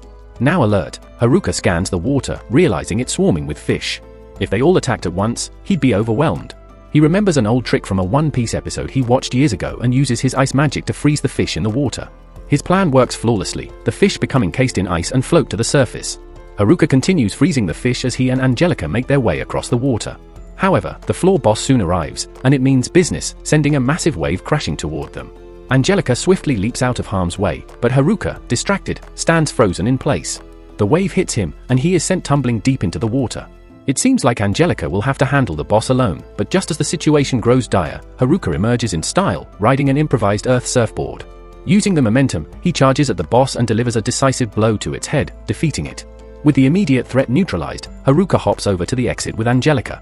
He checks if she's okay, and relieved to hear she is, suggests they continue. Though he wasn't thrilled about this dungeon at first, it's starting to become more enjoyable. His growing confidence shows as he realizes that even dungeon bosses are no longer as intimidating. As they progress through the dungeon, they find several god-tier artifacts, including the Ring of Boundless Fortune, the Blessed Bangle, and a Necromancy Orb. Haruka admires their value but is torn between keeping them or selling them for a hefty profit. After some consideration, he concludes that these items wouldn't benefit him much, he's already rich, doesn't need curses removed, and has no use for necromancy. Haruka decides to give all the blessed items to Angelica, thinking that even if they don't directly benefit her, they could bring her some good fortune. After all, she lives a cursed life as a skeleton. Angelica is reluctant to accept the gesture, not wanting to take advantage of his kindness, but Haruka insists, saying he has no use for them. After some encouragement, she finally accepts. The simple act of receiving a gift makes her genuinely happy, as it's the first time anyone has ever done so for her. Haruka, though not fully understanding why she's so emotional, is glad that he could make her day. They continue their journey, but Haruka is unaware that the items he gave Angelica have broken the curses on both her armor and her skeleton form. Miraculously, she regains her human appearance, but the wave of emotion she feels toward Haruka is overwhelming. She decides to keep her restored form a secret for now and silently follows him, unsure of how to handle the situation. On the 54th floor, Haruka's classmates have just finished a grueling battle with the werewolves. Exhausted and drained, they're determined to press on in hopes of finding Haruka. As they prepare to move forward, they hear sounds of movement echoing from the hallway ahead. They tense up, fearing another monster, but to their relief, the figures approaching turn out to be Mario and Offa. Back on Haruka's side, he and Angelica have reached the 74th floor, which is proving to be their toughest challenge yet. The entire floor is engulfed in flames, making it almost impossible to see or move without risking injury. As they make their way through the scorching heat, Haruka loses focus and trips over a rock, nearly falling into the flames. Luckily, Angelica reacts swiftly and catches him before he can be burned. Realizing that Haruka is disoriented and struggling, Angelica points out a small clearing and suggests they take a break. Haruka reluctantly agrees, wishing for any form of relief from the oppressive heat. That's when an idea strikes him. He spots a small hole in the wall nearby and uses his wind magic to create a cooling breeze, providing much-needed relief. However, the hole Haruka uses connects to another one, and on the other side, Class Rep hears his voice. She immediately starts shouting to get his attention. Haruka recognizes her voice and realizes that the hole connects to the one he fell through at the beginning of his journey, making this a fortunate stroke of luck. Class Rep excitedly asks if Haruka can climb up to reach her, but Haruka knows that his airwalk skill isn't enough to climb such a steep vertical shaft. He asks if Class Rep or her group has any rope or climbing equipment they could lower down to help him, but unfortunately, they hadn't anticipated needing such tools. Haruka then asks which floor she's on, and when she answers that she's on the 54th floor, he quickly realizes they're not too far apart. With some urgency, he figures that if he hurries, he can close the gap between them in no time. Haruka prepares to leave, but Class Rep calls out to stop him, saying there's something important he needs to hear. She tells him that the city is in serious danger, overrun by monsters, and it won't survive much longer unless the stampede is halted. Meriel and Ofdir saw the second wave of monsters heading for the city while on their way to the dungeon, and while the city has managed to hold out so far, it won't survive a third wave. Class Rep explains that the only way to end the stampede is to defeat the dungeon boss. When she mentions the dungeon boss, Haruka's heart drops. He knows she's talking about Angelica. He then reveals to the group that the dungeon boss has already been defeated. They're shocked by this revelation and impressed by his achievement, but if that's true, the stampede should have ended. Ofdir, however, presses Haruka, asking if he's absolutely sure the boss was killed, as the stampede will only stop if the boss is truly dead. Haruka is now faced with a tough moral dilemma. If he doesn't finish off Angelica, the town will likely be destroyed, but he struggles with whether he can truly bring himself to sacrifice her for the greater good. When he first encountered Angelica, he had no qualms about defeating her, but now that he knows she's been trapped by the dungeon's darkness for so long, he's torn. Haruka admits to Class Rep and the others that he didn't kill Angelica, and he has no intention of doing so. He acknowledges that his decision may seem selfish, but he's determined to find a way to save both Angelica and the town. He thinks he has a plan that could work, but he'll need Angelica's help to pull it off. Class Rep is uncertain about what Haruka intends to do, but she decides to trust him, knowing that while he can be reckless, he always finds a way to protect everyone when it counts. Confident in her trust, she places her faith in him, convinced that everything will work out. Haruka thanks her for believing in him and promises that he'll save the town and free Angelica from the dungeon's hold. Meanwhile, the second wave of monsters is closing in on Omui town, and the adventurers outside the city walls are doing everything they can to hold them off. With their current forces, though, keeping the monsters at bay feels almost impossible. Still, the guildmaster shouts for everyone to give everything they've got because this is their home, and they can't back down. Back in the dungeon, Haruka knows he needs to move fast if they're to prevent the city from falling. He turns to Angelica and asks if they can speed through the rest of the dungeon. Angelica, as calm as ever, nods in agreement, and they take off, determined to clear the floors as quickly as possible. They reach the 73rd floor and find two lizard men blocking their path. Without missing a beat, Haruka remembers that cold magic is effective against reptiles. He casts a quick freezing spell, locking the lizard men in ice, and Angelica shatters them with a single strike. On the next floor, they face a swarm of scorpions. Haruka immediately fills the room with smoke, disorienting the creatures while Angelica moves in for precise and lethal strikes. Finally, they reach the next floor, where a massive hellhound boss awaits. Haruka doesn't have a magic spell for this, so he thinks quickly and, with a flick of his wrist, tosses a stink bomb that's far worse than any smell from her grandma straight into the beast's nostrils. The creature is distracted just enough for Angelica to land a decisive strike, taking it down in one clean blow. Once the hellhound is dealt with, Haruka takes a moment to sift through the growing pile of loot they've accumulated and wonders if any of it could help speed up their dungeon crawl. Despite that, he's still frustrated. He hasn't found the elusive pheromone he came for. While he's sorting through the items, he notices Angelica looking uneasy. He reassures her that he has an experiment in mind for when they return to town, but that's not what's on her mind. Angelica is worried that Haruka is pushing himself too hard and suggests he take a break. Haruka knows she's right, as exhaustion is starting to weigh on him, but he also knows he can't afford to rest just yet. They push on toward the 60-man floor, which seems to be set in a dense forest. At first, they find no sign of the boss, but then an owl quietly lands on a nearby branch. Haruka quickly assesses the creature and confirms that it's the floor's boss. Known as a sleep owl, its abilities likely revolve around sleep.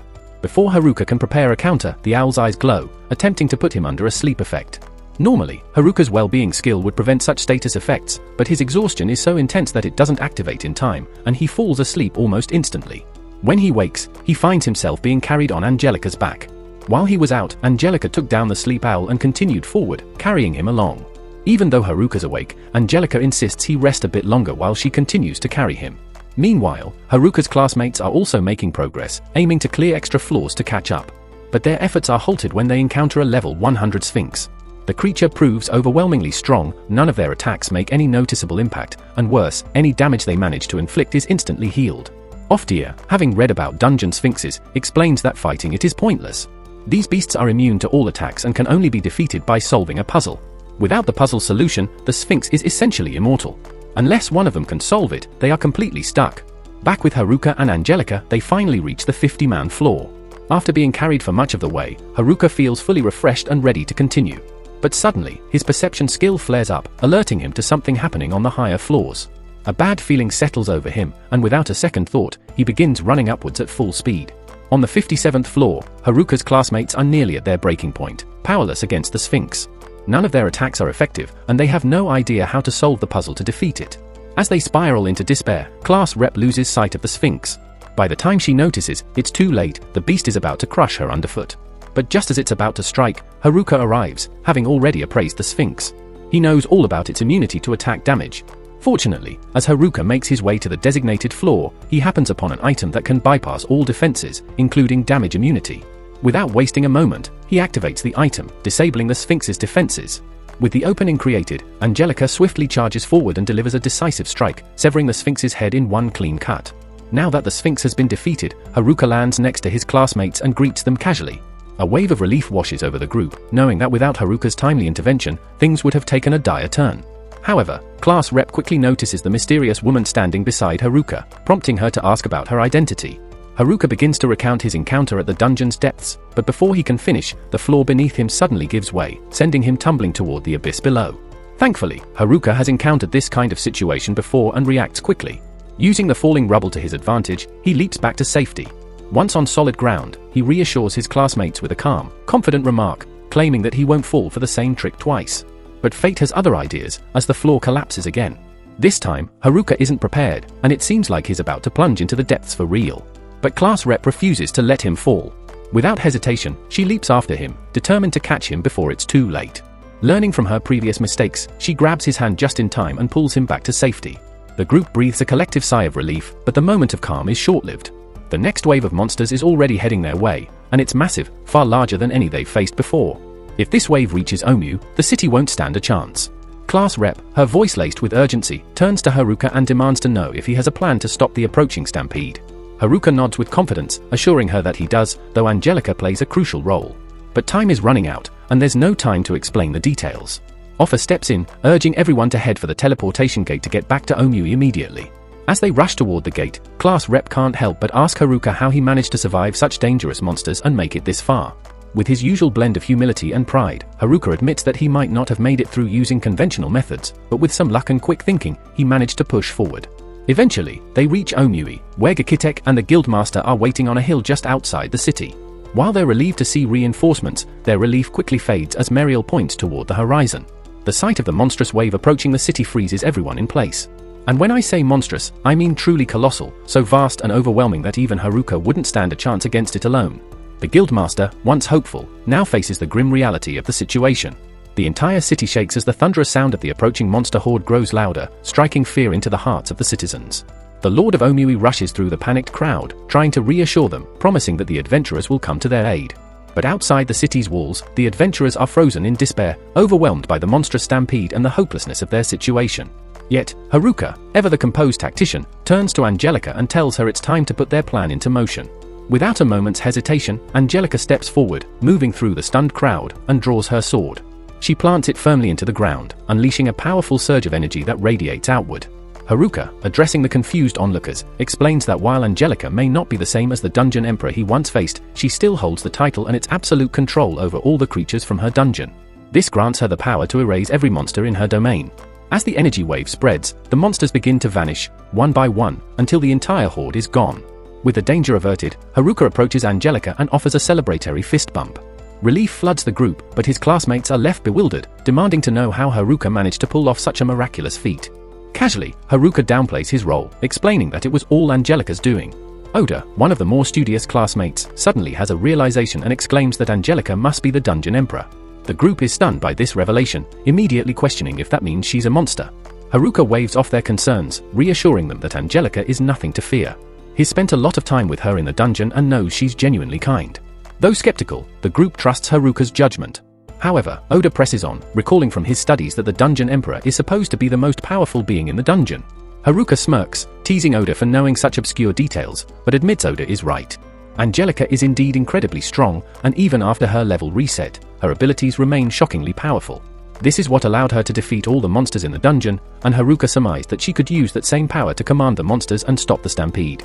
He further explains that Angelica's power only affects monsters from her dungeon and requires them to be nearby for her to influence them. If another stampede were to occur from a different dungeon, her abilities wouldn't have any effect. The girls, still curious, ask if Angelica vaporized the monsters. Haruka shakes his head, clarifying that all the monsters are still alive. What Angelica actually did was teleport them back into her dungeon and order them to stay there.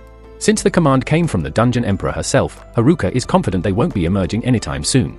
With that, the city of Omui is safe for the time being, and life can return to normal. The next day, Haruka comes up with an idea for the various pieces of equipment he had collected from the dungeon. After going through his inventory, he asks the class rep to gather everyone. When they arrive, they're greeted by an impressive display of treasure laid out across tables in front of them. The rare and valuable gear quickly sparks excitement, and Haruka announces a special sale, offering everyone the chance to pick their desired items, though they'll have to pay for them.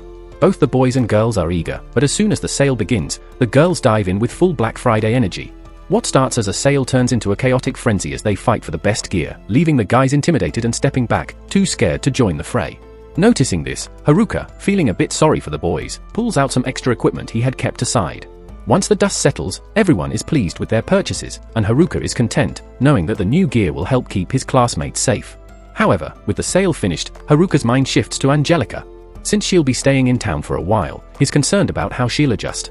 Having been isolated in the dungeon for so long, Angelica might struggle with socializing, and Haruka worries she may find it hard to connect with the other girls. Meanwhile, Haruka's classmates are still buzzing from their great haul, and he's thrilled about the profit he's made. As he's counting the money, class rep approaches. Quickly stashing the cash, he turns to her, curious about what she needs. Class rep wants a proper introduction to Angelica and is curious about how Haruka became friends with her, given her reputation as the Dungeon Emperor. Assuming Haruka must have used the pheromone ring to win her over, she confronts him, but Haruka sets the record straight, explaining that he never found the ring. Instead, it was his subjugation skill that made Angelica his companion. This revelation sparks an angry outburst from class rep, accusing Haruka of using his skill on another girl. She demands answers, but Haruka has little to offer in his defense. So, class rep decides to ask Angelica directly and drags her off to get the full story. Haruka, relieved that he won't have to endure her anger, wonders if it's alright to leave Angelica alone with her.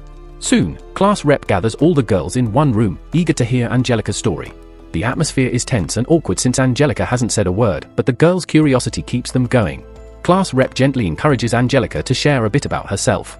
Little by little, the girls learn about Angelica's tragic past, how she was trapped deep in the dungeon for years until Haruka found her. Instead of killing her, he used his subjugation skill, breaking the curse that kept her confined. Hearing this, class rep feels sympathy for Angelica and invites her to join the girls for a bath. Until this moment, everyone assumed Angelica was a skeleton, but as they help her remove her armor, they're shocked to discover a healthy, fully-formed body with shapely thighs instead of bones. Back in his room, Haruka feels relieved to sleep in his own bed again, but there's a tinge of disappointment that he never found the pheromone ring. On the bright side, his recent dungeon adventure boosted his level by 6 and unlocked several amazing new skills. Despite his enhanced abilities, Haruka knows he wouldn't have been able to stop the stampede without Angelica and the others. If he's going to live as a loner, he realizes he'll need to be strong enough to stand on his own. With this in mind, he decides it's time to return to the woods for more training. The following morning, instead of sneaking off like he usually does, Haruka decides to be direct. He asks the class rep if she's okay with him leaving for a while, and she agrees, mentioning there's nothing urgent happening in town at the moment. However, her mind seems preoccupied with thoughts about Angelica. After all, Angelica had returned to her normal self, and to her dismay, she was now extremely attractive, which made her worry Haruka might be drawn to her. Haruka, on the other hand, approaches Angelica and asks if she'd like to join him in the woods. She readily agrees. Before long, they're deep in the forest, where Haruka enjoys the fresh air, savoring the feeling of being back in nature. Taking the opportunity to test his new skill, Haruka asks Angelica if she thinks she can keep up. She gives him a confident nod, signaling her readiness. Haruka takes off with incredible speed, practically teleporting from one place to another. But since the technique is still difficult for him to control, he ends up slipping and falls off the side of a cliff. Thankfully, his experience with dungeon falls makes him prepared, and he lands on his feet unharmed. Angelica catches up to him and peers over the edge of the cliff to check if he's okay. Unfortunately, she doesn't notice the slippery mushrooms near the edge and falls as well. Haruka quickly catches her, relieved that she's unharmed, but he's surprised at how heavy she is compared to the frail figure he had imagined. Angelica, meanwhile, is mortified to find herself cradled in his arms. Later that evening, Haruka brings her back to his house and heads straight to the bathroom for a much-needed soak. With a teasing smile, he jokingly invites Angelica to join him. To his surprise, Angelica takes him seriously and walks into the bathroom without hesitation. Haruka is left stunned, not only because she's willing to bathe with him but because she's no longer the skeletal form he was used to. She now appears as a stunning blonde woman. Flustered, Haruka jumps up, realizing he forgot he wasn't wearing a towel, and asks if she's really the same Angelica. Angelica confirms it, leaving Haruka speechless. In a panic, he quickly exits the tub and says they need to talk. Soon, they're sitting on Haruka's bed, where Haruka bombards her with questions. First, he asks if she can speak now that she's human again. Angelica explains through hand signs that while she has vocal cords, she hasn't spoken in so long she can't remember how. She then explains her transformation. As the Dungeon Emperor, she had been reduced to a skeleton, but the living armor she wore had been cursed to bind to her flesh, effectively restoring her body. After Haruka gave her a blessed bangle, it broke the armor's binding curse. Along with the effects of the necromancy jewel and fortune, her life force was restored, and she was finally turned back into a human. Haruka comes to the realization that he's largely responsible for restoring Angelica's humanity. In turn, she explains that her assistance is her way of showing her gratitude. Although Haruka appreciates her dedication, he feels a pang of guilt, wondering if he's inadvertently taking away her freedom. To ease his conscience, he reassures her that she doesn't have to stay with him and that she's free to pursue her own path. Angelica, however, refuses to leave, insisting that what she truly desires is to remain at his side. Understanding that she doesn't want to be alone, Haruka agrees to stay a little longer, and to lighten the mood, he offers to tell her an entertaining story. As the night unfolds, Haruka talks endlessly, sharing whatever comes to mind, and Angelica finds joy in every word he speaks. The following morning, Haruka and Angelica set out together, and Haruka suggests a sparring session. Angelica is curious, asking why he's suddenly eager to fight, to which Haruka reveals that he's been working on a new skill and wants to test how much he's improved. Angelica agrees to help him practice, and the two get ready for the match. Haruka is aware that Angelica had been holding back in their previous fight in the dungeon, but now that he's asked her to go all out, he expects her to be much quicker. Determined to close the speed gap, Haruka plans to rely on his newly acquired gear shift skill. As the match begins, Angelica charges toward him, and Haruka skillfully uses his gear shift to dodge her initial attacks, leaping back to gain some distance and taking an offensive stance. He charges forward, aiming to strike her with his staff, but she easily blocks it and retaliates with a well-placed blow to his head. Haruka falls, conceding defeat, and Angelica checks to ensure he's alright. Aside from the sting of his loss, he's unharmed. While he couldn't outpace Angelica this time, he's confident that with more practice, his gear shift skill will help him surpass her speed one day. Feeling the effects of their training, Haruka suggests they grab a meal. He asks if Angelica would like to join him, and she agrees. He leads her to the river, where he demonstrates his lightning skill to catch fish. After gathering enough, Haruka places them in a basket, and the two head home to prepare their meal. However, tired of grilling fish every time, Haruka proposes they try making a hot pot instead. Back home, Haruka heads to the kitchen to start preparing the meal, and Angelica, eager to assist, offers to help. But having never used a kitchen knife before, she struggles. Haruka steps behind her, guiding her hand as she works. Angelica seems to enjoy the experience, relishing the opportunity to spend time with Haruka. When the meal is ready, it looks amazing, and they sit down to eat together. By the end of the meal, Haruka is stuffed, but he notices that Angelica appears a bit nervous. Concerned, he asks if something is bothering her, but Angelica, too embarrassed to speak, grabs his hand and leads him to the bedroom, asking him to sit beside her. Haruka is puzzled but follows her lead and sits down. Angelica moves closer and positions herself behind him. Haruka guesses that she's about to give him a massage, a guess confirmed when Angelica shyly admits it. She explains that she wants to show her gratitude for everything he's done for her. Haruka agrees to let her, though it doesn't take long for him to realize that Angelica isn't very skilled at giving massages. Each touch causes sharp, bone-cracking sounds, definitely not the soothing kind. Yet, despite the discomfort, Haruka appreciates Angelica's effort, pretending it feels amazing and complimenting her for trying. Angelica, still feeling unsure if she's done enough, asks if there's anything else Haruka would like, to which Haruka eagerly takes her up on the offer and suggests they step outside together. Under the twinkling stars, they sit together on a bench. Angelica, feeling shy, maintains some distance, but Haruka notices and gently reassures her, encouraging her to sit closer. He pats her head kindly, but this only makes her more embarrassed, causing her to move even further away. Struggling to voice her thoughts, Angelica tries to speak, but the words get stuck in her throat. Frustrated with herself, she turns away, but Haruka softly tells her not to force anything and assures her that she's doing fine, encouraging her to take her time. Realizing that Angelica needs a safe space to improve her communication skills, Haruka decides that dragging her into his solitary routine isn't the answer. Instead, he suggests they return to the city the following day. The next morning, as they walk back toward town, rain suddenly begins to pour. Haruka quickly grabs Angelica's hand, pulling her along as they rush to avoid getting soaked. Arriving in town, the girls are thrilled to see them again, but their excitement quickly turns into teasing when they notice Haruka and Angelica holding hands. Both Haruka and Angelica blush and instantly pull their hands away, but it's too late, everyone has already noticed. The girls swarm Angelica, bombarding her with questions about her time with Haruka. Overwhelmed, Angelica doesn't know how to respond, but just as things seem too much to handle, class rep steps in, blowing her whistle to restore order. She then gives Angelica a warm welcome back. Haruka thanks class rep for her help and promises to continue relying on her. While Angelica escapes the barrage of questions, Haruka finds himself surrounded by the guys, eager to know every detail of his outing with Angelica. Haruka, flustered, yells at them to back off, which they eventually do. As things finally calm down, Angelica nervously approaches Haruka, looking like she has something important to say. She then expresses her sincere gratitude for everything he's done for her, which fills Haruka with pride. Reflecting on his time in this world, Haruka realizes that everyone is fighting their own battles, making them all isolated in their struggles, but they have each other to lean on. With this newfound understanding, Haruka feels reassured that they'll all be okay, and that he can continue his journey alone, mastering this world at his own pace. And with that, Season 1 comes to a close. Feel free to like and subscribe if you want to see more, and don't forget to check out other videos on the channel.